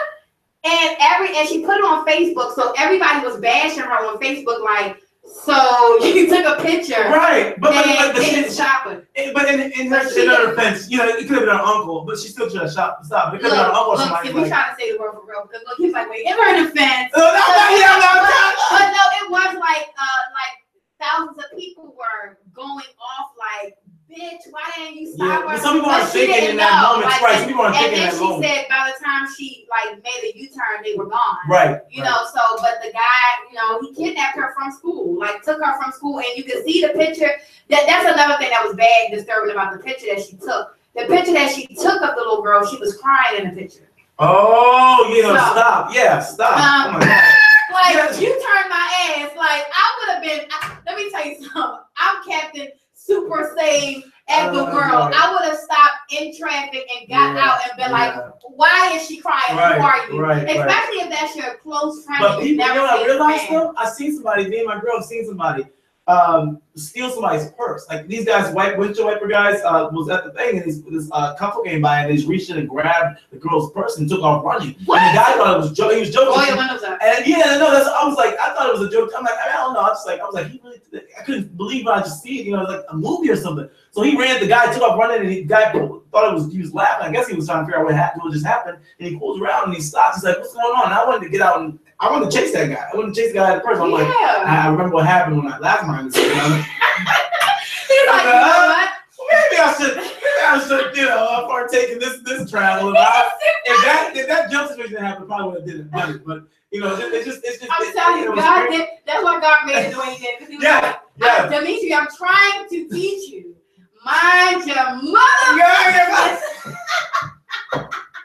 Exactly. But yeah, that's horrible. And when I saw it, I'm like, wow, these kids really did that. Like, I just, you know, that's kind of stuff you see on like TV. That's kind of, you know what I mean? I'm like, wow. When I first moved to Baltimore, I moved to Baltimore. My manager said, "You move with me, whatever." I moved with him and lived on the 3rd floor. And I looked outside and I saw this guy running. And I saw this other guy shooting, and the bullets the other bullets like sing off the light pole. So in my mind, I got hit. I was like, ah! I'm going home. No, but it's just, I was shocked because I'm used to seeing deer dead on the side of the road in St. Mary's County. I'm not used to seeing people shoot at each other. I'm like, yo, this is really going down on my block. And our block is a nice block. Like nothing really goes down. And, you know, except the girls streetwalkers, you know, some streetwalkers on the far side. You need to know that. You got that. No, I don't know nothing about. I don't know nothing about that. I'll just say like I just thought. You're just aware. Activity went down near my block, and I wanted to call the cops on that too. But that was not my business. So you know, let people live. But, let them do what they do. Let them do what they do. Like, listen, Dimitri, let people live. I'm like I'm that old neighbor who sits and watches right now. What are they doing? And you call the cops. Call the cops. But the dial back to why I did this. But I normally I'm Dimitri Reeves. To tell everybody, I'm Dimitri Reeves. I'm not Michael Jackson. I'm not Little MJ. And the reason why I say I'm not Michael Jackson is because Michael Jackson can be. I put in work and hard work. I've bled and everything for my craft. And that's why I say I'm not like a Michael Jackson person or whatever, because if I was a Michael Jackson impersonator, I'd be like, "Hi, how are you?" I would come on the show and talk to her with the hair and the nose. And he had on the glitter glove. Yeah, I would have the glitter. Because I was like, if he brings the glitter glove, then I know damn well we're going to have an intervention after the show. If I see a glitter glove. I don't think I'm Michael Jackson. I don't. You know, I already went through my obsessive stage. I want to be my own artist, and I want to be me. And I have my video out called "Take My Lead," which my girlfriend's starring in. Oh, I didn't see that. I will definitely share that on the Playhouse, you guys. So if you haven't seen it, I'll definitely share it on the Playhouse after the show so that you guys can see it. Okay, Kayla has a couple comments. Sure. All right, Simbo said he needs an invite. Freddie said, "Congratulations, Dimitri Reeves." Oh, thank you. And Brandon says, "Salute to you." Thank you. Salute to her. Yeah, I'm just thanking this. Yeah. Oh, okay, I was like, thank you. Take it. Salute to you, Playhouse. Thank you. It's like Phyllis, something like that. But he said, "Hey, Dimitri." Hey, what's up? And then Samantha said, "Hey." Donald said, "Proud of you, man." And Samantha said, "This is our guy. I love you, boo." Oh, that's so sweet. Oh my God. Look at I guess. You're so funny. So you use the Michael Jackson to get people's attention. To get the attention. And I have my own song. My music is out right now. My EP is out on Spotify, Google Play, any social media outlet that distributes music. Is my song is on my song EP. Okay. It's a short EP to see how it goes, and then we're gonna release a full album later on. So I also saw that you did a little video shoot, a little photo shoot. Oh yeah, well. You guys. Spoiler alert. That was. I mean, it was on the IG. You know, it was on the IG. I told y'all I was stalking the IG, but I didn't use those pictures. You know, it was fun. You could have, but I don't know if you wanted to or not. No, I was like, is this for? I didn't know if that was for like your album. No. And I was like, let me not take. I actually got baby oil on me, and I told my girlfriend, I said, "Hey, come outside real quick and hold this phone." That was taken on my iPhone. I said, "What?" Yeah, I was taking on my iPhone 7. And I went outside. I just thought. Don't give them a plug. They didn't sponsor this show. Remember, that's real shit though. But I took it on my Galaxy. No, I'm just kidding. I took a picture and I took a picture near my house. Next to our house, we have like a bush that a guy used to do something and he got blackballed, so he couldn't take care of his house anymore. So branches of grew. It's like a freaking forest. What? Because I thought you were like really in a forest. No, I was next door. So the whole thing had a red towel, and I took pictures, and I started snapping photos. I started doing looking sideways and doing, and she was just, she would see sometimes she laughed at me, but she started doing it too because it makes sense. Like you have a whole at your fingertips. We do have a platform. We didn't realize it. We have a platform that we can just be whatever we want. And you know what I mean? Like we don't really need most people like, I need a photographer, blah, blah, blah. No, you don't. Look at me right now. Yeah, right. That's what I'm saying. It's not what you have, it's how you deal it, how you do whatever. It's how you do whatever. If you have something that how do you utilize what thank you. Because I couldn't get it out of my fucking mouth. That's another story. You know, I was just so what's wrong with me? I was upset. I was. Oh yeah. Yeah, because sometimes I think people get brainwashed into thinking that you have to have certain things, in order for you to just be able to be successful. Of course. You have to have all these things. I mean, for me, sometimes I'm just like, this mic, I need another mic now, right? I need it, right? Because I got this. I was so comfortable. I actually like that though. Like give that radio kind of feel. I love it. Yeah. But what happened? You need all the other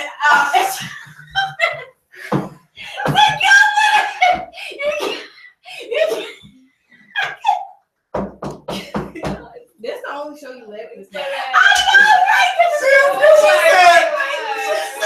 I got the mic, but it does need everything. I would think so. That's goddamn shit.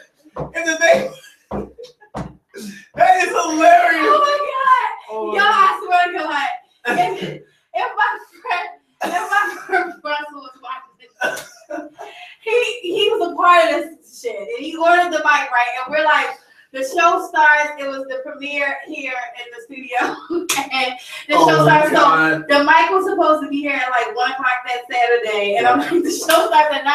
So it's like 6 o'clock, and the doorbell rings. The GPS. I'm like, oh my god, it's here!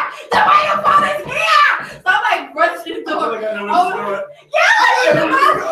like, oh my god, we set it up. I swear to God, I got pictures and everything. We set it up and everything, but like, okay, wait a second.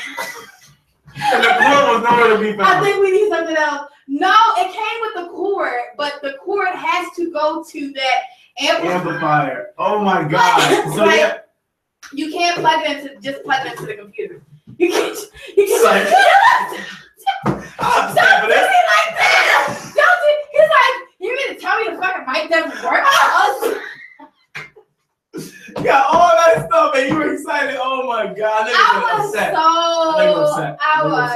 like heartbroken. But it was like as soon as I didn't have enough time. You know what? Shout out to God. Yeah. Because he didn't give me time to really process the tears.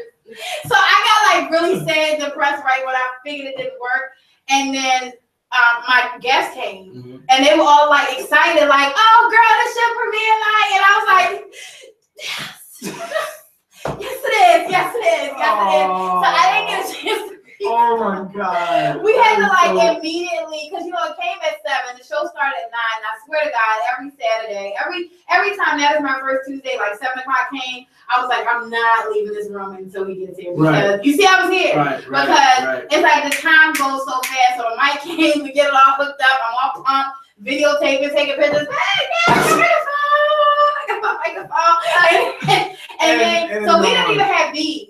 We literally just had our voices. I actually like these. And I know, I'm so pumped on this. I talk about these mics every time because I'm like, I went to Best Buy and I'm like, I need a microphone. They're like, we don't sell them here. You have to go online. Why? What is happening in 2017? Right. I mean, yeah. What is going on? Like, where's Circuit City at when you need it for the old kids? Oh, yeah. Circuit City. Like, where is the radio? Best Buy and Walmart took those guys out. Yes, they did. So then I get to Walmart, like, after that show, I get to Walmart and I'm like, do you guys have microphones? And they're like, we have this new thing. And I'm like, they are gonna laugh at me if I go on here with this microphone. That's so, pretty dope. I know after the first show, like we did a comedy show out in Linthicum, and the lady was like, "Where did you get that microphone? Like seriously, you got the rose gold going on." Everybody was so pumped about it, and I was still like, "Please don't make fun of it." I think because it's loud, and if you thought it was loud, when people see it, like it looks dope. Like, yeah, thank you. Until we get that other machine, we will be using it. It's like baby steps. So tell us about your latest song, the song that you like, your most favorite song on the album, so you can just have that. Favorite song on Take My Lead, which we you guys shared and everything. It was great making the video. It was definitely a great time. Of course, it was done. I like I'm the kind of person to be like, let's shoot a video right now, and I'll just come up with an idea like that, just out of nowhere, just like we shoot a video, because I like that my life. That instant creativity. Yeah, it's just that spontaneous, like being spontaneous. It's like, oh, we're gonna just do that. That's how I am. That's how I live my life. And just like, things being spontaneous. So we got there, we did that. It was great. So Take My Lead, check it out. It's on Google Play, again, iTunes. On my page, Dimitri Reeves. That's Dimitri Reeves. Because I tell them that, they say, "Oh, Dimitris." And not say, I think your manager thought I said that when I first called him. I'm like, "Yeah, God, Dimitri Reeves." He was like, "Wait, what'd you say?" And I was like, "Dimitri? Is that?" "Oh, okay. Because if you say Dimitris, it's gonna be mad." I was like, "Oh." You tell people that? Yes. I was like, "Oh no, no. I was reading the Raise. Raise, right? I know, but he's so cool. Yeah, like, people don't want to take him sometimes. I think that's why, everybody's success has to have somebody really good and grounded that really rocks for them. Oh yeah. And he rocks for you. The Shout first conversation I had with Vaughn, definitely shout out to him. We were on the phone for 2 hours. And I went from being like this nervous person, because anybody that does any type of television, anything, you call somebody and be like, "Hey, yeah, so I'm calling from Beyonka's the show, and I just really want to know what you're like kind of quiet when you should be loud, because you're just so scared of that no." Yeah. Like and especially when you're new, you're like, I fear. Well, I don't have that fear anymore because I'm kind of working. But I used to hear somebody be like, "So where's your show? Like, what is it? Like, or being like given that like." And real quick, to go back to what we said last time, it's not about, you could have the biggest studio and the biggest thing, but like, people are shitty or like, the people. You get like so many high fives. It's like, or not just that, it's like some of a lot of work stuff. It gets nice, whatever. It's not what you have. It's what you have and how you use it. You know what I mean? Yes. Like, don't look at somebody and be like, some people look at things like, oh, we got, you can make a song on your laptop right now with the microphone. I mean, somebody made a song on their phone. Somebody made a movie on their iPhone. Like, what do you call it? My guest on Saturday, he made a movie, his first movie on the what did he say? The iPad, what's the little thing? MP3 player. I didn't even know you could do that. I didn't know you could do it either. But because it's like all it is. It's like you gotta have the vision. You gotta have the determinations. You gotta have people that's gonna tell you no, and people tell you, "Well, that's stupid." You have no idea how many people. You're gonna lose friends. Oh my God, you lose friends. If you have relationships, you probably lose those too on the way up. You just gotta keep on moving and going and be grounded within yourself and learn to love yourself and push yourself and always promote yourself. Because if you don't do that, then you're just gonna sink. To obscurity. You are. That's why I hated the station, because he was just doing too much. Like, he'd be like, when we'd be at the station, he'd be like, "Why my door open?" Or "All y'all need to get out of here." Or like, because that comes from some people just like that. Like, they're just so big. Some people like to just be acknowledged for it being theirs. Yeah, right. That power, and that's one of the reasons why I think God blessed me with the ability to step out on my own so much, because I don't like for anybody to ever think that they have the power over my life. Right. And unfortunately, sometimes people have to have 9 to 5s, and their jobs have powers over them because they need that job. Right. However, if that boss comes out one day and be like, "Oh, you better sweep this motherfucking floor," you're gonna be like, "Next job." Like, let me go ahead and start searching for something else, And so I think, what she was just saying is like the treatment in some places when somebody has power is how you use that power as to how you'll be successful. And sometimes, when somebody you'll see. Right. You'll see why someone is or is not successful. People say to me all the time, and I'm so grateful for all of you people that inbox me. I swear to God, this is just the beginning. And for me to have like, and I know you get it too because you're an entertainer, but for me to have people inbox me and encourage me, you know, like don't even know me personally, and they'll be like, you know, I've been watching you for so long, and I just want to tell you to keep doing what you're doing. You know, you're a great inspiration to me. I love you, and I'm like, I'm not freaked out, so I'll keep going. But I'm just like, wow. Yeah, it's like, how do you, you know, get that? But at the same time, somebody close to you will be like, oh, but you think you the shit. You know what I'm saying? Or, you know, hate you like, oh, you think you this or you that, you know, and you lose friends and you lose family that's close to you. And sometimes in situations like that because of that power, you know. And, you know, that bring it back to the unity. Like, if we all just got unitized. Put that down. Write it down, y'all. That's my new word. Beyonka, I'm patenting. Call dictionary and tell them anytime. Well, they got twerk and all that up there. So what? Yeah, they got twerk and urban dictionary. Oh, okay. All right. Let's urban dictionary. Make that urban. Yes. So, are you still performing out? Are you still going around performing? Yes, we are. We are doing the Harbor. We're doing the Harbor this Thursday from 6 to 8. So if you guys will stop by, I have to do it once again. I can't help but to just push my songs. And my EP is out. Please go check it out. If you don't like it, then shoot me and say I don't. You know, hey, I don't like it, Dimitri. But shoot me my inbox and tell me if you like it or not. We just push this project. We've been trying to get this project going, and my music video, it's on my Facebook. I'll share it again, and I'll definitely tag you in and everything. Okay. So are you performing your song? Don't mean to cut you off. Really fine. No, I do at the Harbor. I do Michael Jackson, Prince, James Brown, Elvis, and Prince too? Yeah, I do my original songs. Wow. Okay. Yeah, so I try to make it a whole entertainment thing to suck people in and that with my original songs. Okay. Yeah, so I just It's so good. What? So getting like, you know, the Ed Harbor is such a good place to go on a nice little date. You know, go, you know, do some little nice, you know, maybe, you know, we can network. You can perform in some of my events. I'm having some events that are coming up. Okay. My next event is body pain thing. Okay. You know, so we can. I know, we're so excited. Yeah, that's dope. I know. Everybody does like sip and paint, and I have a friend that's doing sip and paint right, like the paint, the portraits on the thing. But I'm like, no, let's sip and paint bodies. Like, that's actually that is. So I've been thinking about having a performer at that because I was like, oh, it's gonna be a nice little event, have a nice little crowd. You know, we want to keep people entertained while they painting they, you know, murals. And I'm bringing live canvases for those. Oh, really?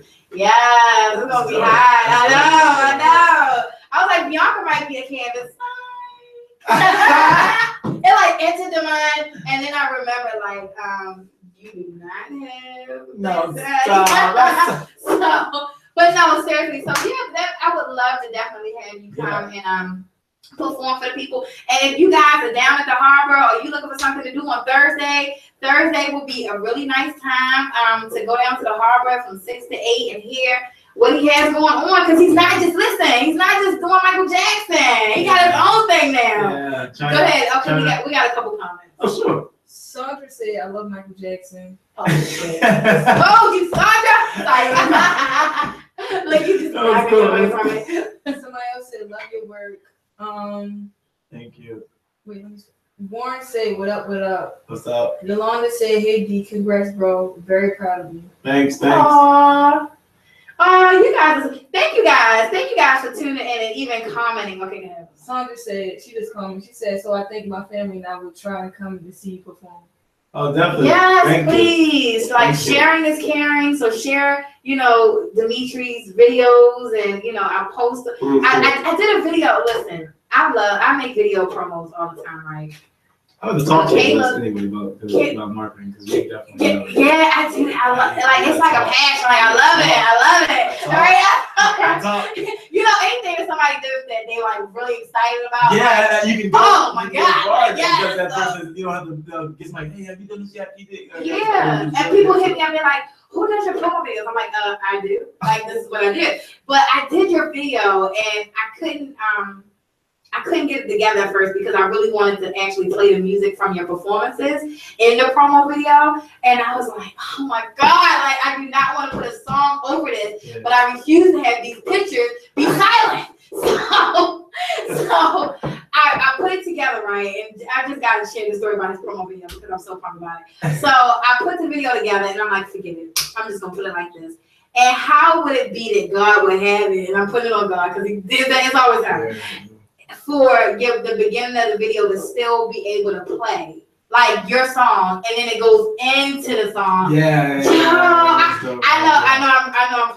Honestly, when I saw it, when I heard Dirty Diana, I was like, but then that's my favorite one. Right, yeah, no, but she I appreciate that she did my song too. You put the whole thing, the whole rap together. I thought it was dope. Yeah, because I couldn't do just the silence. Yeah, and I agree. And most people like they only some people know me from Michael Jackson. How do you get people to memorize it? So I understand. I know you weren't trying to be like, oh, I'm calling you. Yeah. But I read this one guy one time. He was like, hey, Michael. I was like, oh, my name is Dimitri. Nice to meet you. What's your name? And he said, all right, Michael Jackson. I said, okay, my name is Dimitri. So yes, and that's why I put your name so throughout it, like because I wanted to make sure that I gave people that opportunity to even meet you because you have 1,000 million fans, but he got like 1 million fans. But it's like, yeah, well, I accept that, thank you. But I was telling, like, most people don't understand, like, when you do Michael Jackson, like, who's the, most people don't even know, like, people who do Michael Jackson. They just hear about, some people, they don't know their name, or they just become a part of Michael Jackson. They just become a bit, they become Michael Jackson. Yeah. They're not Michael Jackson, so I don't want to become Michael Jackson. I don't want to be. I think it's good that you're mixing it up now too. Yeah. I want to be Dimitri. Yeah, like I want to be Dimitri. Like one guy was like, "What are we doing, Prince?" Like I did Purple Rain, and I did Let's Go Crazy, and I did Little Red Corvette. Just doing that stuff, and it just keep on pushing. Doing Elvis, this Caucasian couple. Saw me and they were like, they were actually shocked because they were like, wow, that's pretty cool to see, a black young kid do Elvis. Because, when I saw that video, I was just blown away. Wait, first of all, how do you do Elvis and then do what's the dance? I don't know it, but the dance is at the end. At the end of the video, I said, they in the whip. You did the they in the whip. And then you just finished it like, pow! Like I did that. I was like, oh my! I swear. Every time I watch the video, like I saved it, and I don't normally save my promos because it takes a lot of space, right? But I saved it so that I could place it on my YouTube page too because I watched it so many times that the kids probably was sick of me because I was like, "You gotta watch it, no, you gotta just watch it, watch how come on, watch how come on." And then I'm like, wait, watch it. But I'm like, he just like really killed, and you can see the passion and your dancing and everything, and then. It just was so awesome. I don't talk about but the way it intertwined all of that. Like, I did do like Jail's Rock, and I'm like, oh wow, like I thought during Diana that you did that, the Jail's Rock, like, oh thank God, she knows that there's other some dynamic. I'm gonna be you real quick. There's some dynamicy to it. There we go. Okay, put that stamp on it. But you have like a lot of I'm more diverse. I could do more than just be walk around and say he and jumping down. You know what I mean? Like, definitely. I can do more than that. So that's what I'm trying to do more than that. So I'm right because we're like family now. So yes, I'm gonna do some more videos for you, some more promos for you, and I'll make sure that they have you. I appreciate that. Yeah, I do because I want you guys to know Dimitri. He got me tongue-tied. I want you guys to know. He got me feeling bad now because No. Look, let me tell you something. And then I wanted to see it because I don't know you personally, and a lot has been going on. So I'm like, when I saw you, that's what made me immediately like inbox you again. And then I never inbox you, so I'm like, I talk to him all the time. And I had to cut you off. I'm sorry, I love you. So I was like, if I call him, we're gonna have another 8-hour conversation, and I'm gonna still miss at the end of the conversation telling him to make a date for Dimitri to come. So I just need to shoot it to him. But I wanted to see if I drove up here for you. You did. I drove up here. We were down 2 hours away in St. Mary's County. Oh my God! We drove all the way up here. Do y'all see the love? This is a Ooh, just a little bit.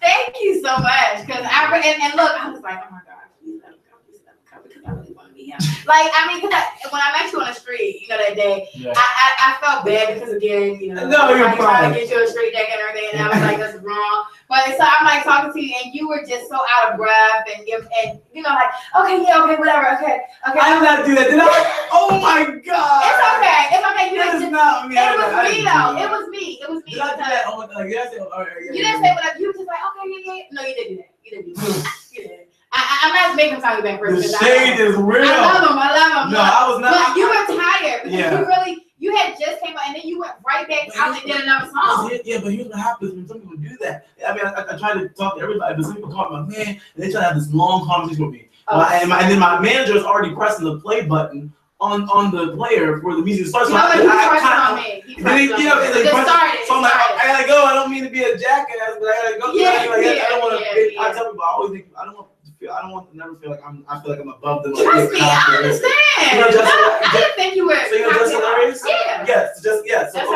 favorite person in the world. Is it really? Yeah, she's hilarious. I met her, and she was a host for some party, for some event, and I went there and I sat with, she was like, I met her in the limousine, and she was like, you know, this is like a year ago, 2 years ago, something like that. She shook my hand, I shook her hand, I was like, hey, she's like, I really, and then another girl got it, and she told me, she's like, the other girl was like, this other girl, don't ask me any questions that I don't know, just don't.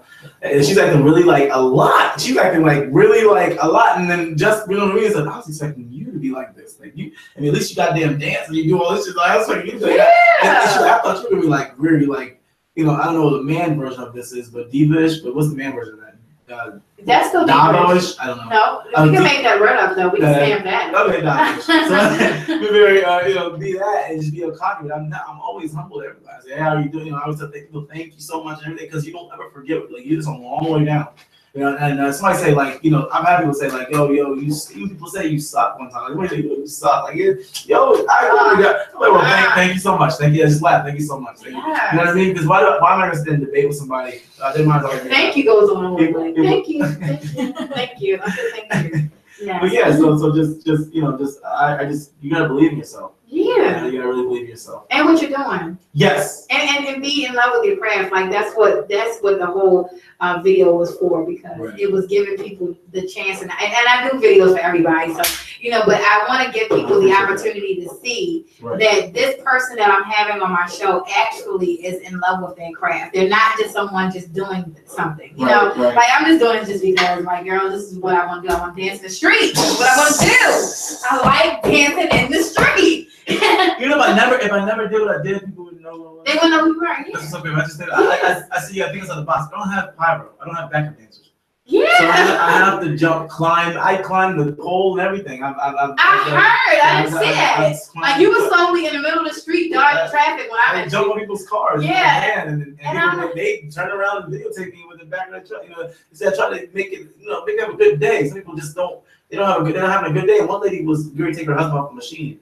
Unplug them on life support, and she looked at me. She said, "I mean, man, like I appreciate you, and here's $20, and you know, I love you." Blah, blah. I was like, "Thank you." She said, "I had to take my husband off of life support today," and she paused, and she's like, "I have to take my husband off life support, and I thank you because you made it so much easier."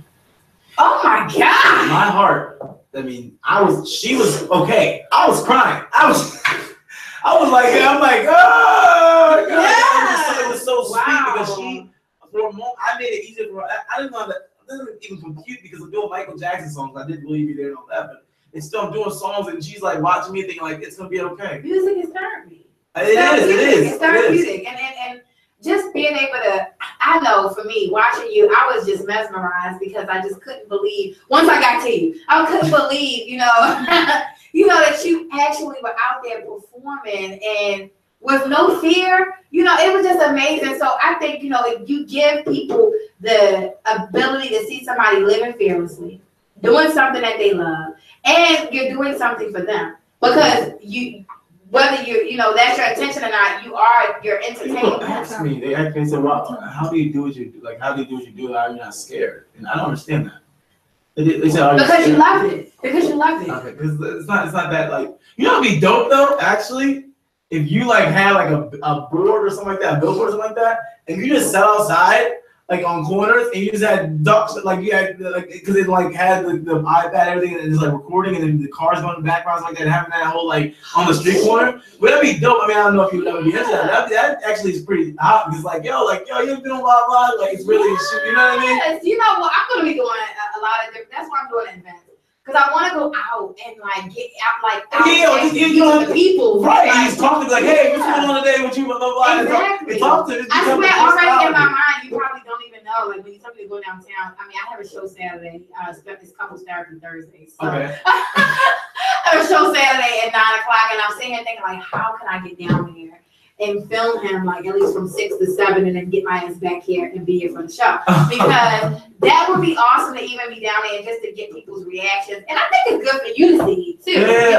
Give people's reactions and talk to people. So that'll be awesome. Like, I got you with this. Yeah, we have to talk. We have to talk. We have to talk. I definitely want to talk. It's 11, but you got a couple comments.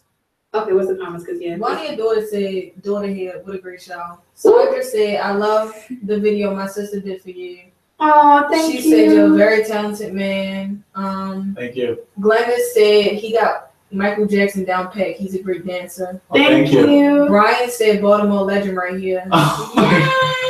And then put a whole bunch of hearts. And then they said the Baltimore Michael Jackson. Oh my gosh! And you know what's funny? Somebody else said that. They sent me a message, and it was like in my inbox, and they said, "You're gonna have a legend on your show," and I was like, "Yes, maybe really." And I was like, maybe I should do it. I already have the legends for the women world, right? And I was like, maybe I should do a male legends, like because he was like, yeah, he's gonna be a Baltimore legend. He's like, that's the guy. He was dancing all out in Baltimore, right? I'm like, yeah, he's not from here. So he's like, yeah, I seen that. I seen him on the videos and everything. Like, he's gonna be a legend. Like, I'm like, really? I was like, yeah, I got him on my show. Yeah. So I know, like, you never know the impact that you have on people. You know what I mean? And so you actually hear it from their mouths, or you see these comments. I always say I'm scared sometimes to read the comments because I'm scared that comments gonna be like, oh, you suck. You know what I'm saying? Like, oh. So we see that, be like, yeah, I do, and then scroll up. I just because if you agree with what they say, it's like it's hard for somebody. It's like, oh, how do you come back from it? Right. How do you come back? Like, how do you continue to attack me? Right. Right. So that's so true. But people say like, and I told you this before the show, like I've got really nice inboxes from people like about you. It's nothing. No, I mean, thankfully, no one had anything bad to say. Yeah, thank God. Thank you. Thank God. Because there's some things that happened that was like I had to catch myself because some people like it's weird. It's like going on the street. People will definitely I learned something in the hood. They try you. And I didn't know that. Some people try you and they make you feel like you're like, and then when you defend yourself or go back and make you feel like you're the bad person. Oh, you that guy? Oh, let me ask you about. I'm like, yo, I just was defending myself. I'm not trying to. I didn't focus starting drama. Exactly. They expect you to just like. When they try you, they just like, oh, sorry, okay, yeah, I'm sorry, sir. Like, I'm not gonna do that. I'm pushing back. Like, regardless, like, I'm pushing back. But yeah, so I mean, whatever. So, real quick, a couple questions that they're gonna ask you in 10 years when you're like a millionaire and you're super famous, and I want to be able to say that Beyonka asked them first. So, so one, where did you grow up? Did you grow up in Baltimore? No, I grew up in St. Mary's County, but I would say I'm Baltimore's stepchild. Here's why. I'm Baltimore stepchild because it's like Baltimore has this feel to it. I don't know how to explain it. It's just like this raw feeling. Like I have I get this thing in my brain. I get so excited when I go home to St. Mary's County because like this country feel. Then when I go back to the city, it's like the city feel. I'm like, wow. I look around and I'm really living in the city. The people in where I live at sometimes are just like, that's the city. What? You down the and I'm just walking around the streets like this is like Mary Poppins Playhouse. Like I'm just like just walking around. Safe, oh no, skipping like and then picking flowers like you get your ass. So it's really I call myself the stepchild of Baltimore. I'm not born. Most people think I'm born and raised there. I'm not born and raised there, but I love Baltimore. I love Baltimore. The people in it. I love it. I love the people in it. I love how people act. Some people act foolish and crazy. Okay. But, which part of Baltimore were you in? I've been to some spots. But in the police and everything, shout out to them. I mean, everybody. I love all of Baltimore. Baltimore's love. The fact that you're not from Baltimore and you took the time to come and be a part of the riots, I think that should make everybody fall in love with you 1,000 times more, because that just shows how good of a heart that you have, because you didn't have to do that. You're not even from it. You could have been like me sitting at home in Columbia. That's horrible. What's happening right there? No, that's bad. That's bad. Get my popcorn out the thing. Yes. Oh, yes. Oh, that was bad. Somebody turn it up because something else is going on. You could have been like that, but you went down there and saved the quarter, and that is amazing, and that definitely makes me just fall in love with you even more as an artist and as a person. Baltimore is not an easy place, and you chose to come, and not just doing the riots. This man has chose to come down in the worst. He could have went over in East Baltimore, near Alameda or somewhere, near Morgan State. He could have went in safe locations, but he chose to go on Monroe Street and just dance. And bring some joy to people. And I know that is why your journey is going to be a blessed one, because you're doing something that is for other people, even though it's bringing life to you and allowing people to be introduced to you. And it's still helping other people, and so I think that's awesome. I shine if you shine. That's what I always say. I always tell people, if they're shining, I'm shining. So we have to help definitely. And cops. We had cops like the head chiefs, like people who are just like in places, powerful places. You're just like, the mayor and everybody's just like, okay, gave us a certificate for everything and everything. Just like, wow, yeah, because you deserve it. Because you deserve it. I appreciate that. I just I try to just give my all and just be, most people may see like, oh, okay, well, this guy, blah, blah. Most people don't even know what I do, like who I am as as a person. They just see me dancing and they really like that. That was exactly why I wanted you on here. We need to meet him. We need to introduce him to people and give people that intimate moment. People like to be like, oh, I see him, but I really don't know him well. Now watch Beyonka's Playhouse interview so that you can get to know him. He's funny, he's charming, he's a sweetheart. He's all these different things. He's not just Michael Jackson. Okay, go ahead. 3 comments. What did they say? Brian said, look up the Baltimore riots and you will see him bringing everybody together. Oh, Will said, you are very blessed. Keep doing what you were doing. Never give up. God bless you and your loved ones. Oh, thank you. And then Brian said he saved everybody that night. Oh my God. You made me terrible. Brian that is so deep. Wow, that's amazing. So again, thank you. I'm going the next time. Okay, the next time I'm lying because I can't even keep it. I can't even keep it. That would be. Oh my God! If you. Oh my God! And then a riot breaks out like somewhere, you should go in. Like, she is going to run. She knows. First of all, I'm not gonna run. I'm gonna kindly walk. Quickly to my car. That's good in this interview. That'd be dope. No, but that would be dope. That would. You would get all the level. I'd be like, what the fuck? And look, let me tell you what'd be messed up though. And she can tell you, like, real talk. I don't care if it's a riot or not. I'm going to get my dress, my makeup. That's how you I don't wear makeup, but I'm going to get my lip gloss and my heels, and I'm coming out there. Sexy Beyonka. Make a whole fucking scene. This is Beyonka. And I'm here to tell you about this riot that's going on. This is my right side. Okay, right here. Yeah.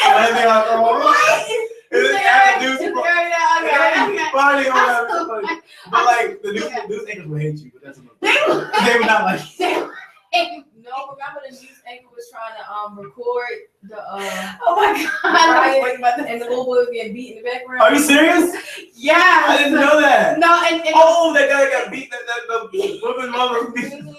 And the other news anchor, they was throwing rocks at him. Remember? And then the one when they were like outside of in Sandtown, I'm like, really? You want to really be? Y'all are going too far, news anchor people now. Yeah. And they were like forced up on the steps of somebody's house because they were throwing rocks and stuff, and the police was trying to push them back, and they were going hard. I was like, oh my goodness.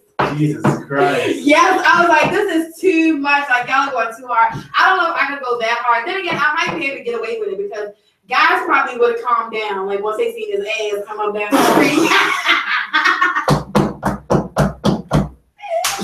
I'm good. No, like they might have been like, you know what? This right ain't that bad. This right, you know what? Drop the rock. Drop the rock. Why are we even out there? What are you doing? What are you doing? What are you doing after this, Beyonka? I'm gonna have to bring the Beyonka Playhouse dolls out and everything. Like, come on, girls, let's get out and get this. Yeah, the news people will be mad at me. Like, what kind of news is she starting to do? Like, what is going on here? Like, it's happening. That's hilarious. But yeah, okay, last couple questions. You didn't grow up here, but tell us about your family. Like, tell us about where you come from. Well, I come from St. Mary's County, born and raised Lexington Park, Maryland. I was born on a base. Base hospital. Okay. Oh my God, it's like a sad story because if it is, cut it right now. Cut camera. No, actually, he's like, it's a really horrible story. No, I'm just joking around. I just love awkward silence for this. It's like everybody's like, I know, I was scared. What's going on? I was scared, like, oh my God, like, was he left in the basket? Were you abandoned? No. Okay. So what happened was I was born on base. I brought up in I went to Green Hills High School. Shout out to Green Hills High School. I love St. Mary's County. I'm going to get a house built there, and I'm going to go move there when all is said and done. Okay. And I love it out there, but I do love Baltimore. But I moved to Baltimore. My manager came out. He said, "Dimitri, you're moving with me to my house." And I said, "No, I'm not." Oh wow! And he lived in Baltimore. Yeah. Okay. In that moment, in my mind, I'm 18. I'm thinking my parents are God. I'm like, "No, I'm not moving with you because my parents would get mad at me." And he's like, "Dimitri, you're 18. You can do whatever you want at this point." And I was like, okay, well, I was scared. So first day he moved me in and I'm excited. I'm like, oh wow, like me and him was like be a sleepover. He's like cool. Like, I'm like stoked. Like, yo, this is dope. All I hear is Vaughn. And that's exactly what I heard. Nothing. And he was rolled out to his girlfriend's wife's house at the time, his girlfriend's house at the time. And I'm in that big ass house by myself. And but we have bars on it, so you can't break in, thank God. But it's like I went downstairs. I'm like, I called. I said, "You left me, blah blah." He's like, "Yeah, I'm going home to my girlfriend." I'm like, "What?" Like, I was upset because when I was 18, my body was growing, my mind. My mind was like, I was still scared of fucking. He needed a parental, but he needed a parental. Yeah. I need somebody. Is my parents. Right. If I cut myself, I'm like, who to call? Like, I didn't have my cell phone. If it was dead, like, we didn't have a house. We don't have a house phone. So it was like a bunch of cell phones. Oh my God, you remind me of like Step Brothers. Like, what do you do in the morning when you wake up? You remember Step Brothers? I cannot. That's how you was like. Yeah, I was exactly. What do you do? Exactly You were. Oh my God. But no, I was. Vaughn, I jumped from being in my head 13 to like 60 really fast because Vaughn is like in his 60s, but it's like most people are like wow, your manager, he's 67. What he's like? Yeah, he could outrun, he could do push-ups, he could do all that stuff. I've been in nursing homes, people who are 30 years old, they were in the nursing home. That's like scary. Yeah. So I think that's how people think people are old when they say like you're at this age, you're old now. You're never old until you're just like tapped out. But after that sad, depressing piece of shit story I just gave you. Back to what happened. I moved with my manager, and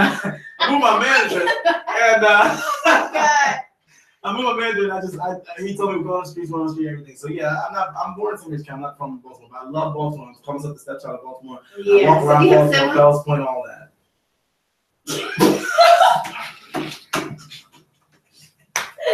What?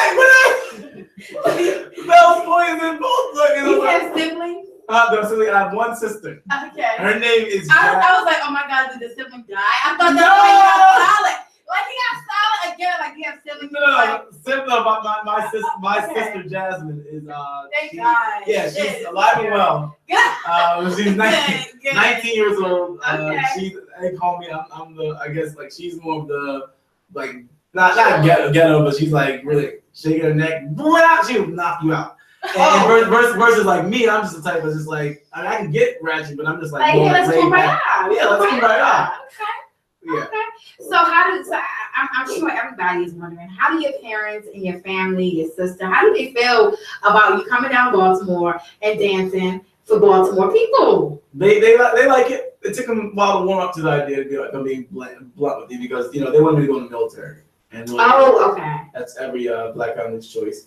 And it's like, not saying nothing's wrong with the military, but it's like we have a lot of people who push our young ones to the military. Yeah. And just because, immediately. Right, just because we hear, I understand why they do it, because like it's benefit, you get benefits, health benefits, you get money right up stack. It's like security. Right. But once that money goes. And you start your life goes there. Right, yeah, you start to save up though. You can't just get that money on. I mean, not life goes, but you know. Yeah. That's my thing. Ooh, see. You might, yeah, you might wait, and then when they call you, I just found out that I would have to go to war if someone went down. Well, no, you have a little brother? No. No, then you don't. You're your parents' own. They said it doesn't matter. It don't matter anymore? It don't matter anymore. That was back then. This is some teenage month. I don't give a damn if you have. I'm getting on front side. Like, who do you think you're taking? Who do you think you're taking? Oh, where? Where do you think? I'm just gonna. I don't know. I would have to fight. I'm not gonna go to jail. I'll fight before I go to jail.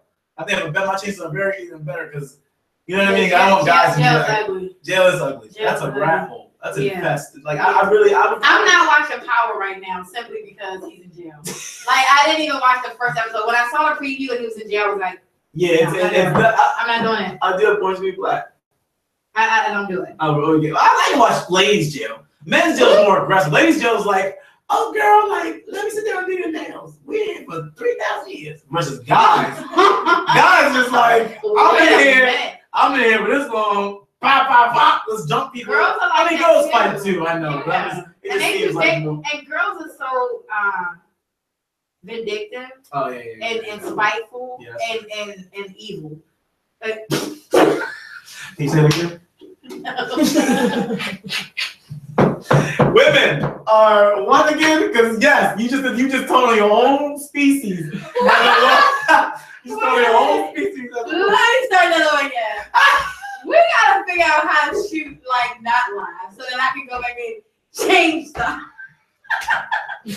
That's hilarious. That's real. But funny. I'm just saying, like, so if you cross them, yeah, they will. They're not. See, guys don't know how to wait sometimes, like to get a person back. That's true. But women, they will wait like, oh, but you ate my crackers. Oh, you ate my crackers.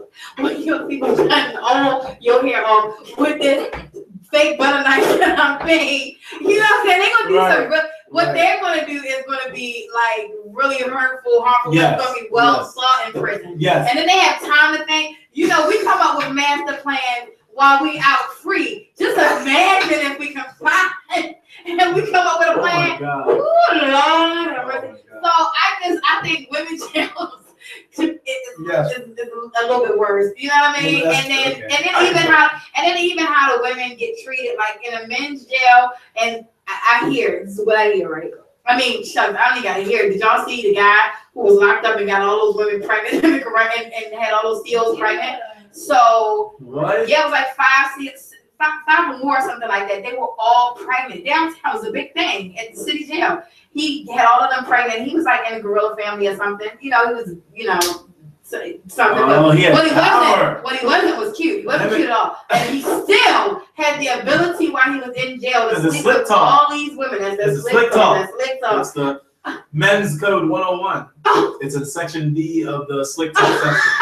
You know what? On my girlfriend, and that's why she is here. Oh.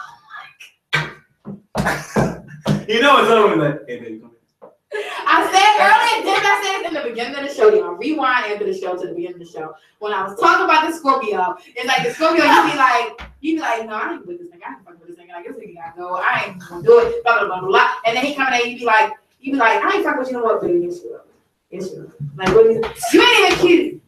Man, you know I'm cute. Come here. Stop it. And then they do the little thing with their hand, like, the Scorpio, I swear, is the worst. And look, he just said, like, look, does look like this. Look. Sorry, no. We're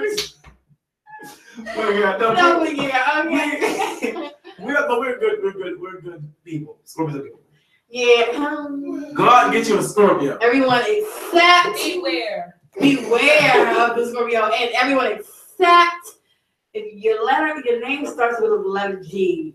No, it's not a situation. Let me stop. Okay, upstairs. So y'all. I do what I can do. I don't mind. What I can do it. Oh, what I can do it. I don't mind. That's hilarious. So, where do you see yourself in 5 years? Do you have? I see myself being greater than I am today. Damn, that's a good question. That's what I see. That's what I see myself. I don't like putting on this like. Answer. Yeah, no, That's really good. Oh, thank you. I don't like putting I don't like putting like things like, oh, I'm gonna be here. Then 5 years later, you're like, that nigga's ain't gonna be blah. He didn't know, all that stuff. It's like I'm gonna be greater than I am now. More experienced, much more talented, study more of my craft, things like that. And wherever the Lord takes me, or wherever the universe takes me, whatever you believe in, wherever it takes you, it'll take you. But the law of attraction is you gotta imagine it, you gotta think, you gotta act like you are, and it will be automatically become, because the universe will move out your way. Once you decide who you want to be and who you are as a person, the universe has no, it just moves. It just moves out the way. You can't. That's what happens. You know what I mean? So. Definitely. Someone told me that last year, and I just started implementing it into my life. Do you listen to affirmations? I don't. This is for you guys too. Please, when you wake up in the morning or while you're going to sleep at night, just put some earbuds in or leave it on YouTube in your room quiet where only you can hear it, and put on affirmations about it. When you do those affirmations, your confidence will go through the roof. Really? Yeah. I'll put that on tonight. Yeah, put on type in positive affirmation or good luck affirmation, anything, and let that reminisce in your brain. And once you when you wake up, you will feel like a brand new person. You feel happy and I mean, you got like this awesome, happy, excited. Let me play that. Yeah, right. Because we're surrounded by so much. Yeah, well, it's all your. Yeah, we are. Yes, we are. But it's like I've been slacking off because I've been like passing out because I always cuddle with her and I just pass out. But I gotta start doing it again. But that definitely I went in probably 2 weeks. But yeah, she actually like she's the first girlfriend that actually like really supported me. Like really like. Babe, I had to perform one time. You have no idea how hard it is to perform with nobody's there. Like nobody's there. That's hard. Like, wow, and she was the only one up there. She's seen the show a million times. She watched the whole thing over again and clapped. And she does I'm like, yo, that's she is the one. Yes. She is the one. That she did. Because I would have been like, get the fuck off the stage. Let's go. Let's go. Nobody showed up. Get the fuck off the stage. Let's go. Like, no, babe, put the mic down. Put it down. Don't you move, walk across that bitch. Your hands down and let's go. But that's what she said. That's right. That's important. Baby, you better sing that song. That's all you heard. And you was singing your ass off, wasn't you? Yeah. I bet you were. Because then you started to do it for her. Yeah. It's like, you know what? That's why y'all so connected, because you have moments like that. Yeah. Those moments like just allow you to just sink into each other. Of course, other moments too, but yes. Only on Beyonka's Playhouse Show would you have conversations like these. But yeah, I feel the same. But that is my rock. Like I can say that. I never had a girlfriend who's that like like that. Like she's more for me like since we talked about relationships earlier. Like she's more like I don't know. Like she seen other girls. And people go over to him like, oh, that bother you? And some of my girls I had in the past kind of over time kind of did bother them. But to her, she's just like like yeah. I mean, you need. Let me tell you something. You need. I ain't gonna let you know because I mean, I let you now. So it's like, so be like, yeah. If you be like, yeah, I'm just mad. I'm like, okay, we'll get over it and call her now. So, but seriously, you really need to have that type of relationship, because especially in this entertainment industry, I ain't got nothing but a little old radio show, and somebody, see me, and this is before I even had the show. They see me like, oh my God, I follow you on Facebook, and for a guy, my friends like, seriously though, really, like, where do you know that nigga from? Yeah. You know what I'm saying? I'm like, I don't know him. He just said he don't know me. What are you talking about? You know what I'm saying? So you need to have someone who is. They understand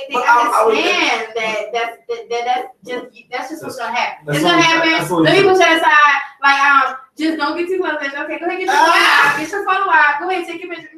Okay, now keep going. But no, I normally this is what happened. Like, I honestly like but yeah, she is. She really is. My other relationships, I can say I didn't really give them because I was still young too in my mind, so I was kind of doing I was a little shady. Like, I'm not saying shady, but I was kind of a little like it wasn't all the way there because I didn't go through my experience, which helped me become the man I am today. Yeah. So some men don't become this type of man until they're freaking like 40, 50 years old. No, it's probably like about 72. When they get to 72, right. then they're like, girl, I'm ready to settle down. Right. I appreciate you now. Now I'm all wrinkled up and shit. Right? And I can't even use anything. So, I'm ready. Come wash me. But no, but I told, yes. but that's like I went through my experiences. Now I'm able to be more into her and be more loyal and much more obedient and so attracted and everything to her and just her, not worried about other women freaking coming at me because I know what they want, and sometimes they want me for what I do. Some that free hair. Oh, that free hair be like, oh my god. Thank you. You're gonna be a free baby. That's some free hair you got. Yeah, thank you.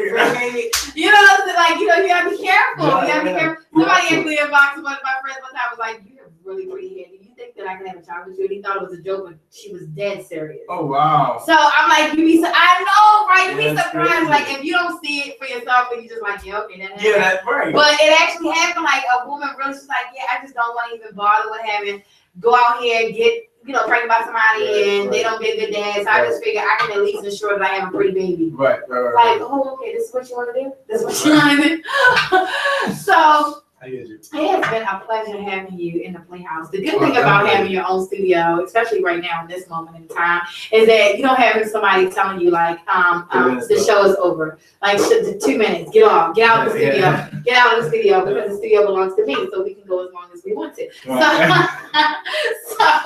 But it's been a pleasure having you and having the opportunity to allow everybody in Beyonka's Playhouse, all of the fans of yours and the fans of mine, to have a moment together tonight and be able to get to know who you are, what it is you're doing, who this man is that's been dancing around Baltimore City trying to make everybody smile. Everybody, I just wanted to give everybody the opportunity to be able to know you, because even those 2 seconds when you was like, look, okay, what, okay, I could tell. No, but honestly, real talk, I could tell that you're a really nice person, and I had to meet you. Like I had to be able. I mean, I met you that moment, and it was quick, and I was very understanding. You had to get back out there and start skating in the street. So I'm like, okay, good thing, but I just was like, I'm not going to give it up. So you see, it was 4 years ago. It took me 4 years to get you in my presence, and I didn't even have a talk show in my mind back then. What I talked to you about was doing one of my shows, because I also do fashion shows, and my shows are played out like theatrical plays. Oh wow! And so I know I can see little Killing Room. He's like, oh yeah, I really stomach.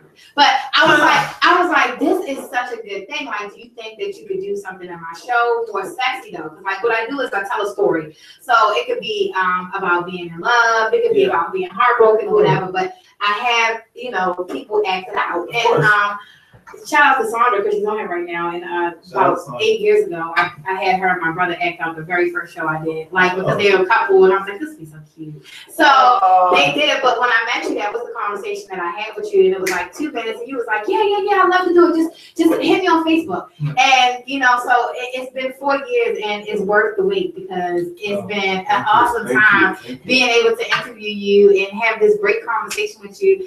We touched base a little bit on temptation, but I think overall I can just say temptation is just that. It's temptation. It's just like that fruit that Eve wasn't supposed to eat. You know what I'm saying? She wasn't supposed to eat it. It was tempting. It looked good. She was hungry. And she probably got her left some corn. Everything else didn't look good. It didn't look good. She probably had a whole feast in front of her. Right. But that apple that God said do not eat, she was like, I just want to taste it. You know what I mean? Right. So it's temptation. But either way, that very first lesson that God taught us, in that temptation, now we just, Lord, look at our lives, look at the world now. Do not. It's so not worth it. It's so not worth it. So as opposed, instead of like taking temptation and allowing it to be the reason that you have indiscretions in your marriages, in your lives, in your relationships, allow that temptation to be temptation for someone else. Like, really? I'm not trying to put on somebody else, but just allow that to be. Give yourself that lesson in that moment. What can happen. Damn, like I really would like that. And women can be tempting.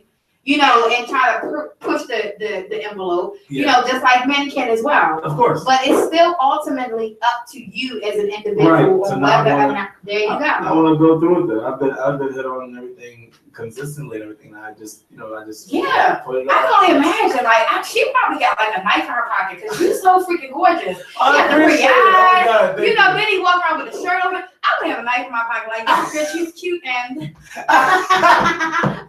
but you know, you be tempting, but it's still, like I said, ultimately up to you. And that's the message that I wanted to give everybody tonight. I hit that echo. Let me just put that down. That's the message that I wanted to give everybody tonight, and why I had the Temptation Tuesday. You know, just temptation is just that. You know, yeah. So and listen, he's tempting. He got a lot going on right now. You guys can follow him on IG. Give him your IG information. Dimitri _Reeves. So that's DIMITRI _REEVES. You can follow me on Facebook. I follow back.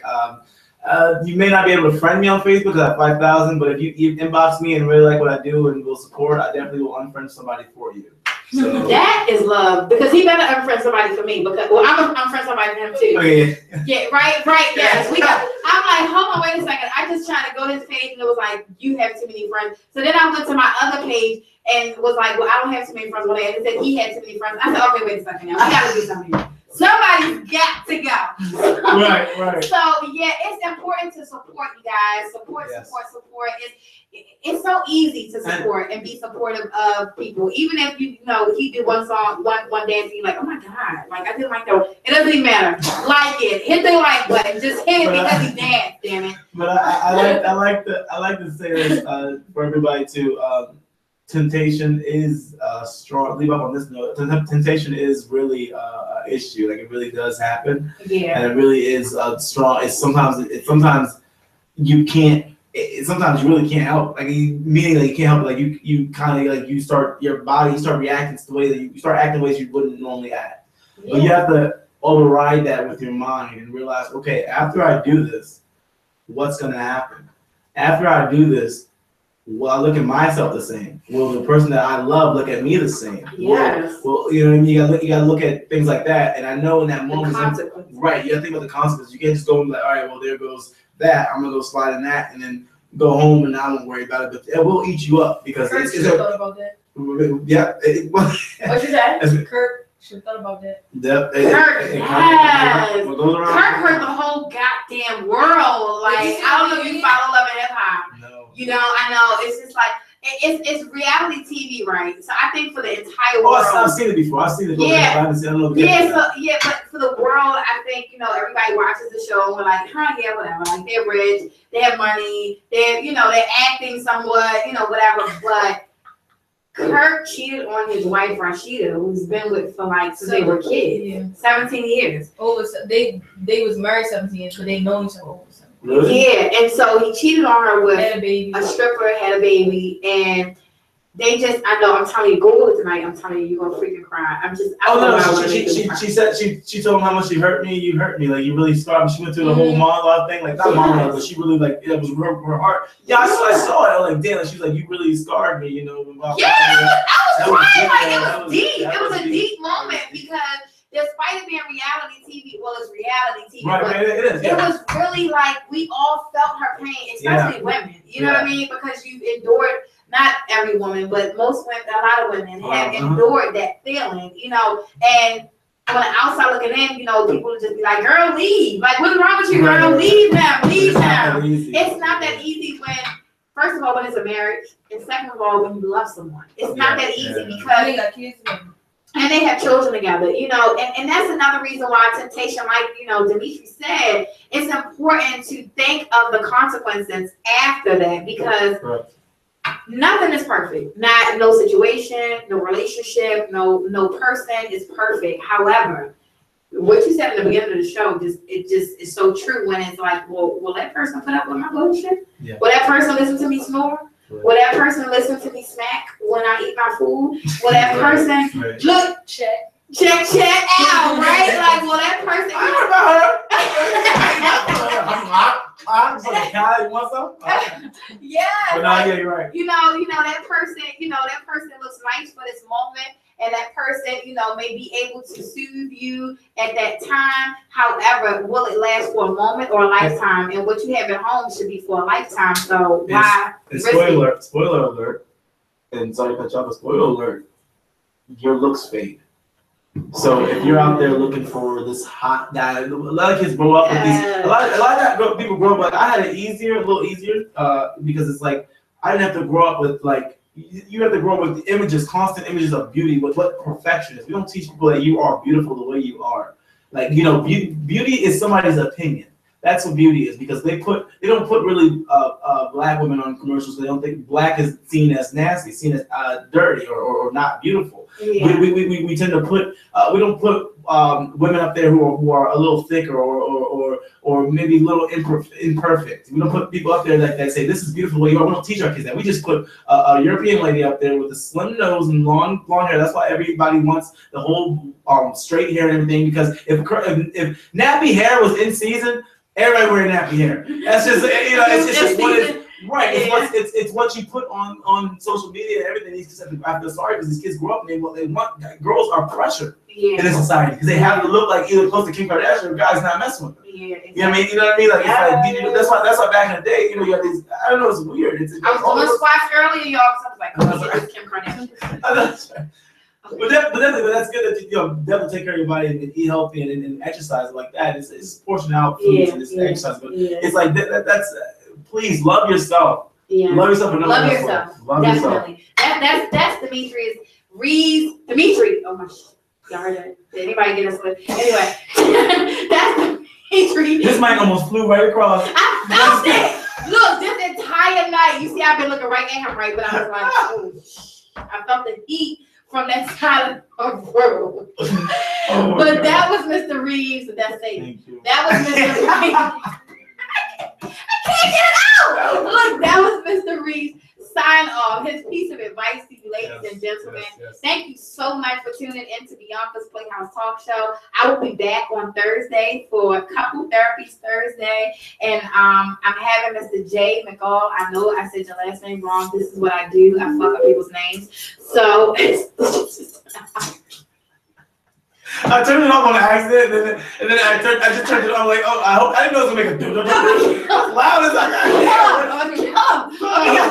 I'm gonna kill him, I swear. So, but thank you guys for tuning in. Please be sure to check out the promo video that I did for him. It's featured on my page, Beyonka's Playhouse. Also, go to Beyonka's Playhouse on YouTube and subscribe. Listen. Yes. Subscribe. I'm going to run this shit all tomorrow. Subscribe. So, good night, y'all. Who? Denise. Oh, good night, Denise. Yes, I have. It's Akira Queen. So it's AIKIRA, and then Queen, the last name, on YouTube. Subscribe so that you can also be able to see Beyonka's Playhouse and all of the different things that I'm doing on there. You have a YouTube? YouTube is just Dimitri Reeves. Just looking at Dimitri Reeves. So you put Dimitri Reeves in there. You can Google it. And I'm sure everything's gonna come up. Oh my God, Google me, baby. Let me find out. Look at him. That's Scorpio. Just Google me. Just Google me. You guys, it's been awesome. Thank you so much. Thank you. You guys will see a lot more of Dimitri on Beyonka's Playhouse. I'm gonna follow him downtown Thursday possibly. Oh, okay. So, and you guys, if you want to come out Thursday at 6 from 6 to 8 at the Inner Harbor and check out his show. Thank you so much for tuning in. I will see you Thursday night. Good night.